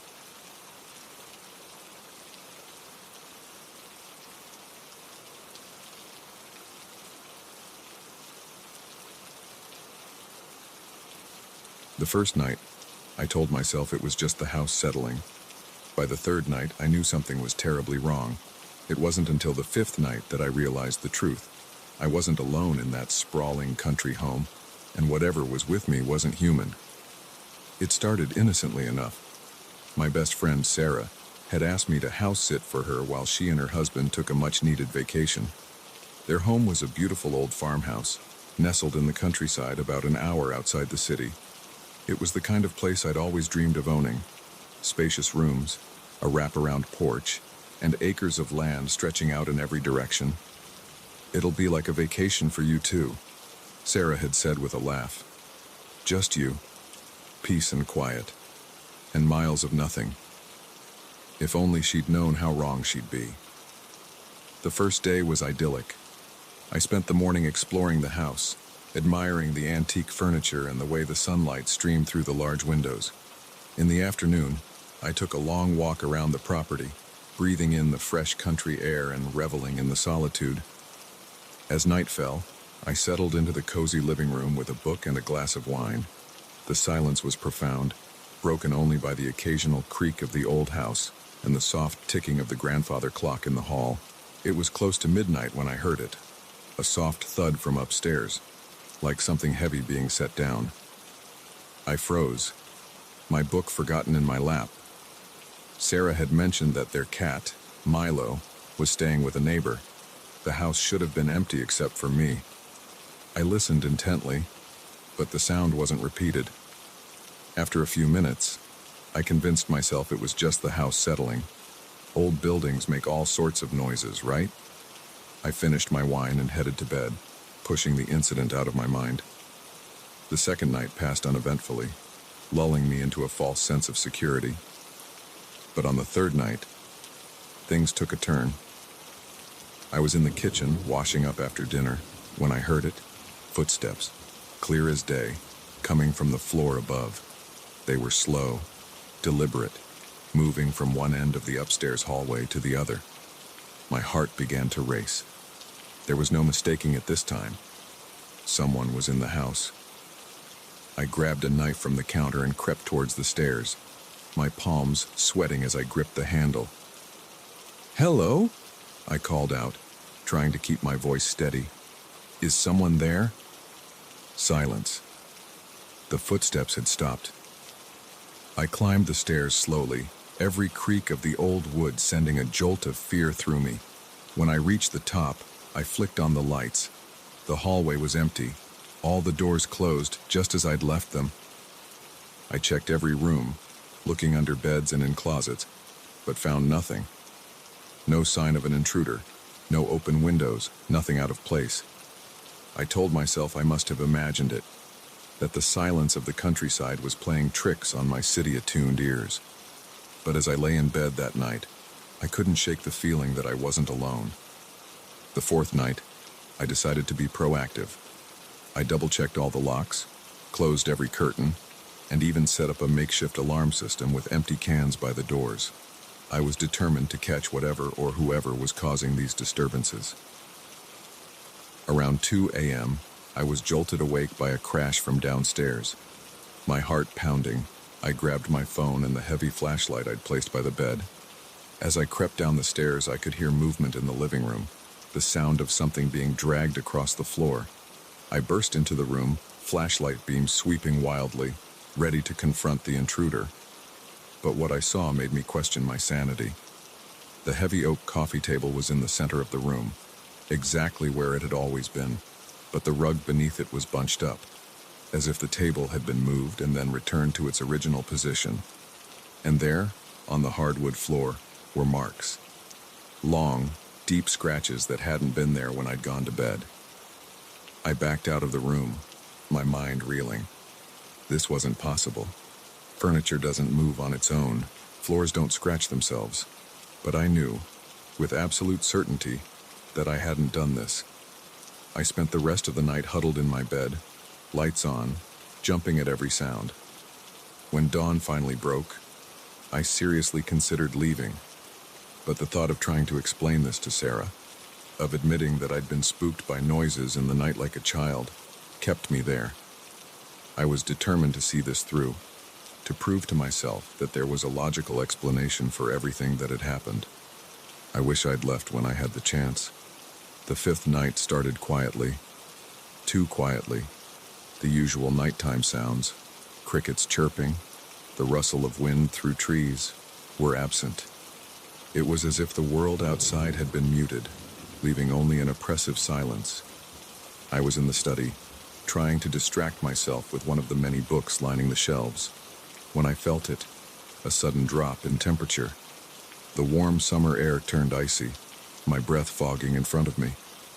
Then I heard it, a sound that will haunt me for the rest of my days. It was a voice, but not like any human voice I'd ever heard. It was deep, resonant, seeming to come from everywhere and nowhere at once. "You don't belong here," it said, the words reverberating through my very bones. I spun around, my heart in my throat, but the room was empty. "Who's there?" I called out, my voice shaking. "Show yourself." A chuckle, low and menacing, seemed to emanate from the walls themselves. "Oh, but I have," the voice replied. "I've been showing myself all along. You just haven't been looking properly." As if in response to these words, The shadows in the corners of the room began to move. They stretched and twisted, taking on shapes that defied logic, limbs too long, angles too sharp to be human. I ran, out of the study, down the stairs, heading for the front door. But as I reached for the handle, I felt something cold wrap around my ankle. I looked down and screamed. A hand, dark as smoke and just as insubstantial, had emerged from the floorboards. As I watched in horror, an arm followed, then a shoulder. The thing pulling itself out of the floor was only vaguely humanoid, its form shifting and roiling like a storm cloud. "Leaving so soon?" the voice mocked, now seeming to come from the creature itself. "But we've only just begun." I kicked free and yanked open the door, running out into the night. The cool grass under my bare feet, the fresh air on my face. For a moment, I thought I was safe. But then I turned back to look at the house. Every window was filled with writhing shadows, pressing against the glass as if trying to break free. And there, on the porch, stood a figure. Tall, unnaturally thin, with limbs that bent at impossible angles. Where its face should have been was only darkness, deeper than the night sky. It raised a hand, long fingers unfurling in a mocking wave. "Run all you like," the voice echoed in my head. "But remember, I was here first, and I'll be here long after you're gone." I didn't stop running until I reached the main road, my feet bloodied and my lungs burning. A passing motorist took pity on me, the wild-eyed woman in pajamas, and drove me to the nearest town. I never went back to that house. I called Sarah from a hotel room, babbling some excuse about a family emergency. She was understanding, concerned even, but I could hear the doubt in her voice. How could I explain what had happened? Who would believe me?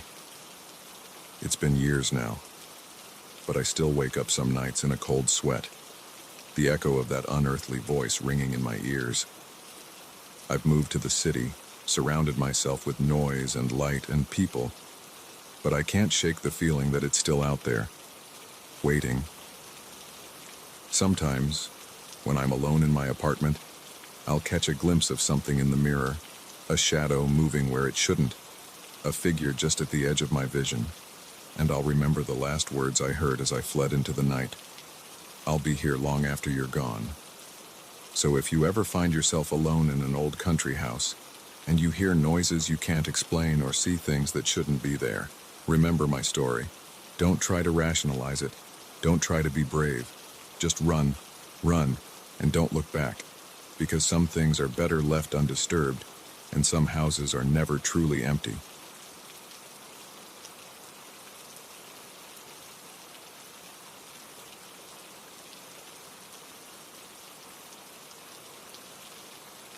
The old factory stood silent, a hulking shadow against the night sky. But as I stepped inside for my first shift as the night security guard, I realized that silent was the last word I'd use to describe this place. Some buildings sleep at night. This one came alive, and what stirred in its depths was never meant to be seen by human eyes. I needed the job. That's what I kept telling myself as I drove through the rusted gates of the abandoned Blackwater manufacturing plant.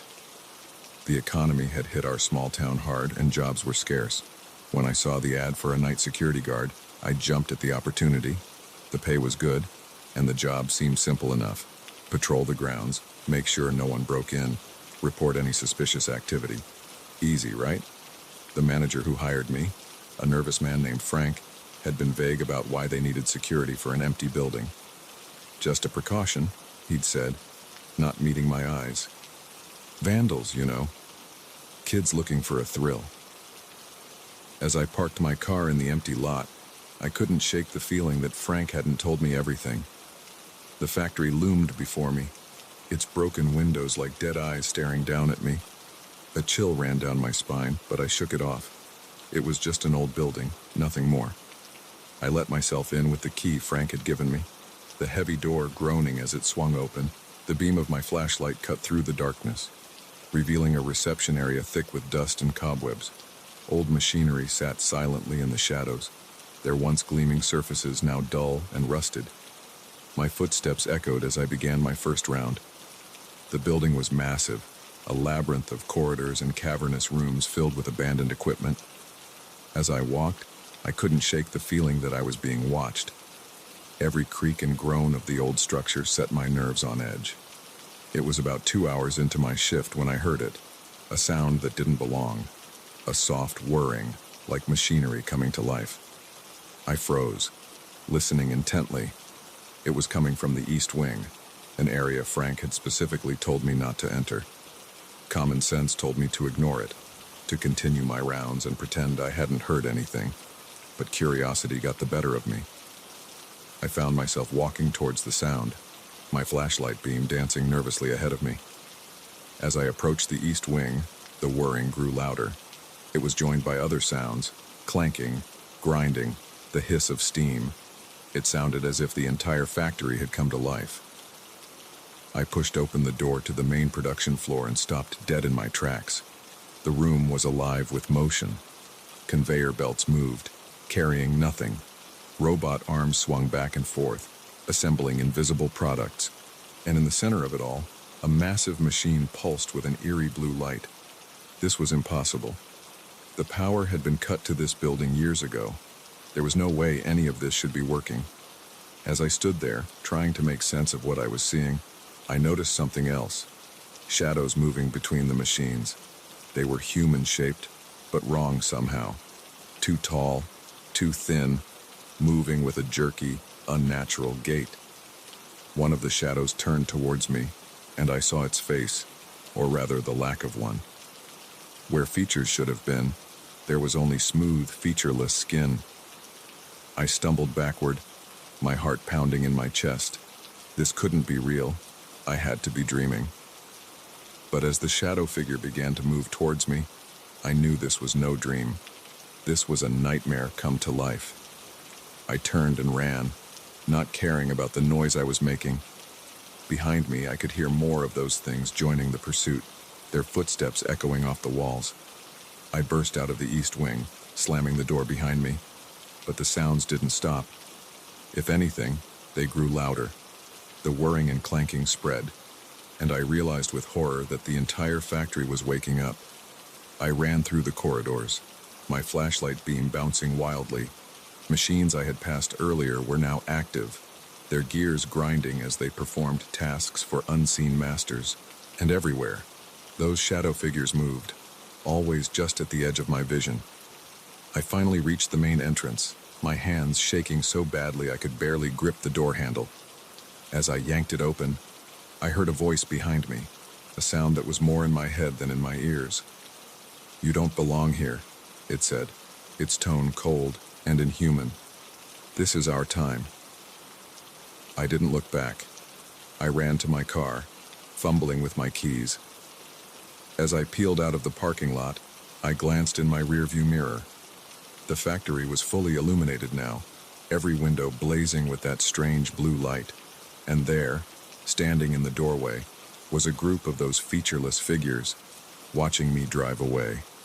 I didn't stop driving until I was miles away, my hand shaking on the steering wheel. When I finally pulled over, I sat there for a long time, trying to make sense of what I had seen. None of it was possible. And yet, I knew with absolute certainty that it had all been real. I called Frank the next morning and quit. He didn't sound surprised. "Did you see them?" he asked, his voice barely above a whisper. "Yes," I replied, not needing to ask what he meant. There was a long pause. "I'm sorry," he finally said. "I should have warned you, but would you have believed me?" I didn't answer. I couldn't.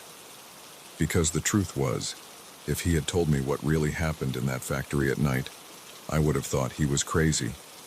In the weeks that followed, I tried to forget what I had seen. I told myself it was stress, lack of sleep, maybe something I had eaten. But deep down, I knew the truth. Something was happening in that old factory, something that defied explanation. I've done research since then, diving into old town records and local legends. I've found whispers of strange occurrences dating back to when the factory was first built. workers who disappeared without a trace, machinery that operated on its own, and always, sightings of those featureless figures. Some nights, I wake up in a cold sweat, the echo of grinding gears and inhuman footsteps ringing in my ears. I'll look out my window, half expecting to see those shadow figures standing in my yard, watching me with their non-existent eyes. I don't know what they are or what they want. Are they ghosts? Aliens? Some kind of interdimensional beings? All I know is that they exist, and they're still there, in that old factory, doing whatever it is they do when the sun goes down. I've thought about going to the authorities, but who would believe me? And more importantly, what if they investigated and disturbed whatever fragile balance exists between our world and whatever world those things come from? So I keep my secret, and I warn people to stay away from the old Blackwater plant. It's not safe, I'll say. The structure's unstable. It's not the whole truth, but it's enough to keep people away. And that's what matters. Because some things are better left undisturbed, some secrets are better left uncovered, and some places, like that old factory, are meant to be left alone when night falls. If you ever find yourself driving past an abandoned building late at night, and you see lights on when there shouldn't be any, or hear machinery running when everything should be silent, remember my story. Don't investigate. Don't let curiosity get the better of you. Just keep driving, and be grateful that the barrier between our world and theirs remains intact. For now.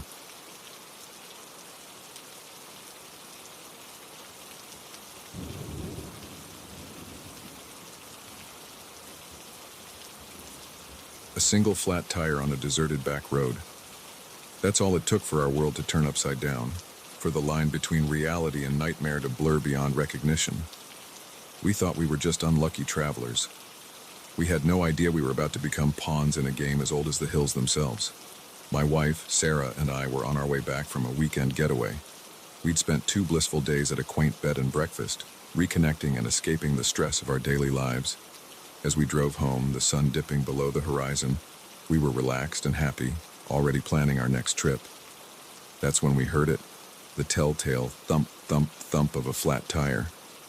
I pulled over onto the narrow shoulder, the tall grass brushing against the side of our car.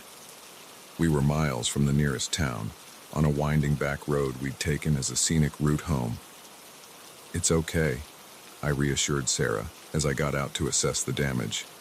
I'll have us back on the road in no time. But as I opened the trunk to get the spare, I realized with a sinking feeling that our luck had truly run out. The spare was flat too, the result of neglect and overconfidence. We were stranded. I pulled out my phone, hoping to call for help. But there was no signal. Of course. Why would anything go right at this point? We'll just have to wait for someone to drive by, I said, trying to sound more confident than I felt. Someone's bound to come along eventually. Sarah nodded, but I could see the worry in her eyes. The road was deserted, and the encroaching darkness made the surrounding woods seem ominous and forbidding. As we stood there, debating our options, I noticed something strange. Carved into the trunk of a nearby tree was a symbol, a crude circle with a line through it. I wouldn't have thought much of it, except I suddenly realized I'd seen the same symbol a few miles back, spray-painted on an old barn. "Hey, Sarah," I called out. "Come look at this." She walked over, her brow furrowing as she examined the carving. "Weird," she muttered. "Do you think it means something?" Before I could answer, we heard the sound of an approaching vehicle. Relief washed over me as I saw headlights appear around the bend. It was an old pickup truck, slowing down as it neared us. The driver, an older man with a weathered face and a worn baseball cap, rolled down his window. "You folks having some trouble?" he asked, his voice gruff but not unkind. I explained our situation, and he nodded sympathetically. "Tell you what," he said, "I've got a pump in the back. Let me see if I can get that spare inflated for you." As he worked on the tire, making small talk about the weather and the tricky nature of these back roads, I couldn't shake a growing sense of unease. Something about this whole situation felt off, but I couldn't put my finger on why. That's when I noticed it. Another of those strange symbols, this time painted on the side of the man's truck. It was partially obscured by mud, but unmistakably the same design. I was about to mention it to Sarah when I heard the sound of another vehicle approaching, and another, and another. Within minutes, we were surrounded by a half-dozen cars and trucks, all having appeared as if from nowhere. The drivers got out, forming a loose circle around us. They were a mixed group, men and women, young and old, but they all had the same blank expression, the same unsettling stillness. The old man straightened up from his work on the tire, a smile spreading across his face that didn't reach his eyes. "Well now," he said, his voice taking on a strange, sing-song quality. "Looks like we've got ourselves some visitors." Sarah grabbed my arm, her fingers digging into my skin. "John," she whispered, "we need to leave, now." But there was nowhere to go. We were hemmed in on all sides, the circle of silent observers slowly closing in around us. "What's going on?" I demanded, trying to keep the fear out of my voice. "What do you want from us?" The old man chuckled, a sound devoid of any real mirth. "Want? Oh, we don't want anything from you. You're the ones who came to us, remember? You're the ones who saw the signs." "Signs?" Sarah asked, her voice trembling. "You mean those symbols?" A murmur ran through the crowd, and I saw several of them nod approvingly. "Smart girl," the old man said. "Yes, the symbols. Markers for those who know how to look. Invitations, you might say." "Invitations to what?" I asked, though a part of me didn't want to know the answer. The old man's smile widened, revealing teeth that seemed too sharp, too numerous. To the gathering, of course, to the harvest. As he spoke those words, the air around us seemed to change. The temperature dropped, and a mist began to rise from the ground, swirling around our feet. The people surrounding us started to chant, a low, rhythmic sound that seemed to vibrate in my bones. I looked at Sarah, saw the terror in her eyes that must have mirrored my own. This couldn't be happening. This had to be some kind of sick joke or a hallucination.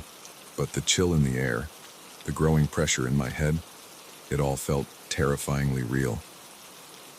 "Please," I said, hating the pleading tone in my voice. "We don't want any trouble. Just let us go and we'll forget this ever happened." The old man laughed, and this time, the others joined in. It was a horrible sound, more akin to the cawing of crows than human laughter. "Oh, my boy," he said, shaking his head as if I'd said something terribly naive. "And it's far too late for that. You've been chosen. The old ones are hungry, and you've wandered right into their feeding grounds." As he spoke, I began to notice changes in the people around us. Their features seemed to blur and shift, becoming less human with each passing second. Limbs elongated, fingers stretching into claws, and their faces, God, their faces began to melt away, leaving smooth, blank expanses of skin. Sarah screamed, the sound piercing through the chanting. I grabbed her hand and made a desperate lunge for the gap between two of the creatures, hoping against hope that we could break through their circle. For a moment, I thought we'd made it. We burst through the line, our feet pounding against the asphalt as we ran blindly into the night. But then I heard it, the sound of pursuit. Not the heavy footfalls I expected, but a sort of slithering, squelching noise that turned my stomach.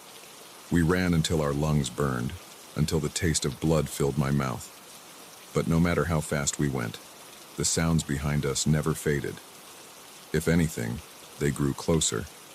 Just as I thought we couldn't go on, I saw lights ahead, a gas station, its fluorescent glow a beacon of hope in the darkness. We stumbled towards it, gasping for breath. As we burst into the harsh light of the parking lot, I risked a glance behind us. What I saw nearly stopped my heart. The road behind us was empty, no pursuers, no monstrous creatures, just an empty stretch of asphalt disappearing into the darkness. The attendant looked up as we crashed through the door, his eyes widening at our disheveled appearance. "You folks okay?" he asked, already reaching for the phone. I opened my mouth to explain, to pour out the insane story of what had just happened. But as I met Sarah's eyes, I saw the same realization dawning there that I felt. Who would believe us? We'd sound crazy, possibly drunk or high. "Flat tire," Sarah managed to gasp out. "Had to run to find help." The attendant nodded sympathetically, buying our story without question. As he called a tow truck for us, I sank into a chair, my mind reeling. What had we just experienced? Was it real, or some shared delusion brought on by stress and the isolation of that dark road? But as I sat there, I felt something in my pocket, something that hadn't been there before. With trembling fingers, I pulled it out. It was a small wooden disc, and carved into its surface was that same symbol, a circle with a line through it.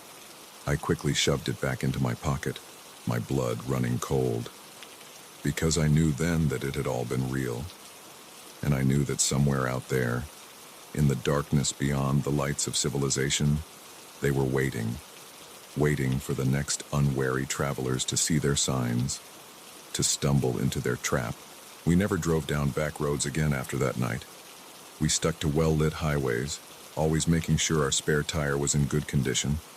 But sometimes, on dark nights when the wind whispers through the trees, I find myself looking out the window, half expecting to see those blank faces staring back at me. And I wonder, how many others have seen those symbols? How many have been invited to the harvest?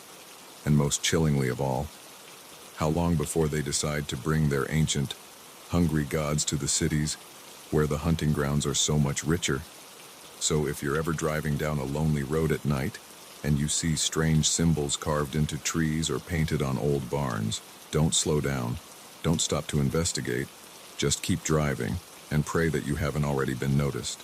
Because once you've been chosen, once you've been marked for the harvest, there's no escaping the hunger of the old ones.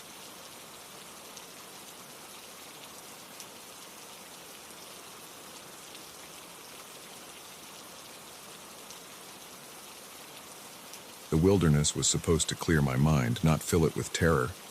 But as I stared at the circle of rocks surrounding my tent, rocks that hadn't been there when I fell asleep, I realized that some things in nature aren't meant to be understood, only feared. I'd always been the outdoorsy type, finding solace in the quiet of the forest and the challenge of rugged terrain. But after a messy breakup and losing my job in the same week, I needed more than just a weekend hike. I needed to lose myself in the wilderness, to strip away the complications of modern life and find myself again. The Appalachian Trail seemed like the perfect solution. Miles of pristine forest, challenging enough to occupy my body and mind, but well-traveled enough that I wouldn't be completely isolated. I packed light, just the essentials. A small tent, sleeping bag, some dried food, and basic survival gear. The plan was to hike for a week, maybe two, however long it took to clear my head. The first few days were exactly what I needed. The physical exertion of climbing hills and navigating rough terrain left me pleasantly exhausted each night. The fresh air and stunning vistas worked like a balm on my troubled mind. I felt myself relaxing, the knot of anxiety in my chest slowly unraveling. It was on the fourth night that things began to change. I'd found a perfect little clearing to set up camp, far enough off the main trail to feel secluded, but not so far that I risked getting lost. As I sat by my small campfire, watching the flames dance and listening to the night sounds of the forest, I felt truly at peace for the first time in months. I must have dozed off there by the fire because the next thing I knew, I was waking up to complete darkness. The fire had burned down to embers, and the night had grown cold. But that wasn't what had woken me. There was a sound, just at the edge of hearing, a soft whispering that seemed to come from everywhere and nowhere at once. I sat up, instantly alert, my eyes straining to pierce the darkness. The whispering continued, rising and falling like waves on a shore. I couldn't make out words, but there was a rhythm to it, almost like chanting. "Hello?" I called out, my voice sounding thin and scared in the vast silence of the forest. "Is someone there?" The whispering stopped abruptly. The silence that followed was so profound, it felt like a physical presence, pressing in on me from all sides. I fumbled for my flashlight, my hands shaking as I clicked it on. The beam cut through the darkness, illuminating the trees around my campsite. There was nothing there, no sign of anyone or anything that could have made those sounds. But as I swept the light around, something caught my eye, There, just at the edge of the clearing, was a small pile of rocks. I frowned, certain that hadn't been there earlier. It was a simple stack, just 5 or 6 stones balanced on top of each other. Probably just some fellow hiker marking the spot, I told myself. But even as I thought it, I knew it wasn't true. I'd chosen this spot precisely because it was off the beaten path. I climbed into my tent, zipping it up tight as if the thin fabric could protect me from whatever was out there. Sleep was long in coming, and when it did, it was filled with unsettling dreams of whispered voices and shadows moving just out of sight. I woke to birdsong, the cheerful sound a stark contrast to the eerie atmosphere of the night before. In the light of day, my fears seemed foolish. I'd probably imagined the whispering, my mind playing tricks in the unfamiliar silence of the deep forest. And the rock pile, well, I must have just missed it when I set up camp. But as I crawled out of my tent, ready to laugh off my night terrors, I froze. The small pile of rocks I'd seen the night before was gone. In its place was a perfect circle of stones surrounding my entire campsite. My heart began to race. This was no trick of the mind, no half-remembered dream. Someone, or something, had been in my camp while I slept, meticulously arranging these rocks around me. I spun around, scanning the trees, half expecting to see someone watching me. But the forest was quiet, peaceful even, betraying no sign of the nocturnal activities that had taken place. With shaking hands, I began to pack up my camp. Whatever was going on here, I wanted no part of it. I'd hike back to the main trail and figure out my next move from there. As I was rolling up my tent, I heard it again, that soft, insistent whispering. It seemed to be coming from deeper in the forest, beckoning me. Against my better judgment, I found myself drawn towards the sound. I pushed through the underbrush, branches scratching at my face and arms. The whispering grew louder, more distinct, though I still couldn't make out any words. It led me to another clearing, smaller than the one I'd camped in. What I saw there stopped me in my tracks. The clearing was filled with stone circles, dozens of them, ranging from tiny rings the size of my palm to massive formations that must have taken multiple people to construct. And there, in the center of it all, was a symbol carved into the trunk of a massive oak tree, a crude circle with a line drawn through it. I approached the tree, my hand reaching out almost of its own accord to trace the carving. As my fingers touched the rough bark, the whispering suddenly stopped. The silence that followed was deafening. Then, from behind me, a twig snapped. I whirled around, my heart pounding so hard I thought it might burst from my chest. There at the edge of the clearing stood a figure. It was tall, impossibly tall, its limbs too long and bent at unnatural angles. Where its face should have been was only a smooth, blank expanse of skin. I ran. I ran like I'd never run before, crashing through the underbrush with no regard for direction or stealth. Branches whipped at my face, roots threatened to trip me, but I kept going. I could hear it behind me, moving with a speed that defied its awkward appearance. I don't know how long I ran. Time lost all meaning in that panicked flight, but eventually, I burst out onto the main trail, gasping for breath, my legs shaking with exertion. A group of hikers stared at me in alarm. "Are you okay?" one of them asked, taking in my wild appearance and terrified expression. I opened my mouth to explain, to warn them about what was in those woods. But as I turned to point back the way I'd come, I saw only peaceful forest. No sign of pursuit, no unnaturally tall figure, nothing. I got lost. I managed to stammer out. Took a wrong turn off the trail. They nodded sympathetically, offering me water and a granola bar. As my breathing slowed and my panic receded, I began to doubt myself. Had I imagined it all? Was it just fear and isolation playing tricks on my mind? But then, as the hikers were about to continue on their way, I saw one of them pause. He was looking at something on the ground just off the trail.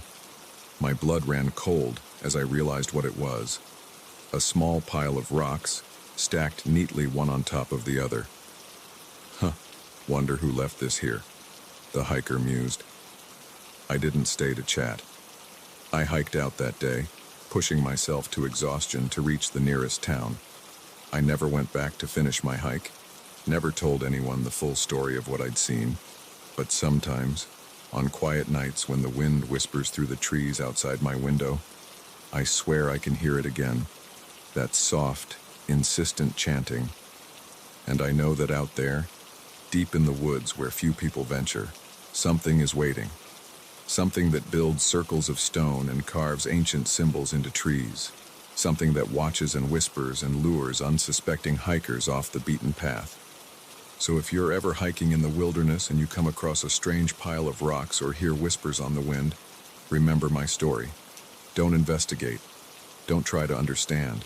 Just turn around and head back to civilization as fast as you can. Because some things in nature aren't meant to be understood, only feared and avoided at all costs.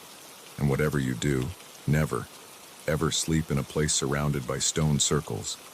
Because you never know what might be there when you wake up.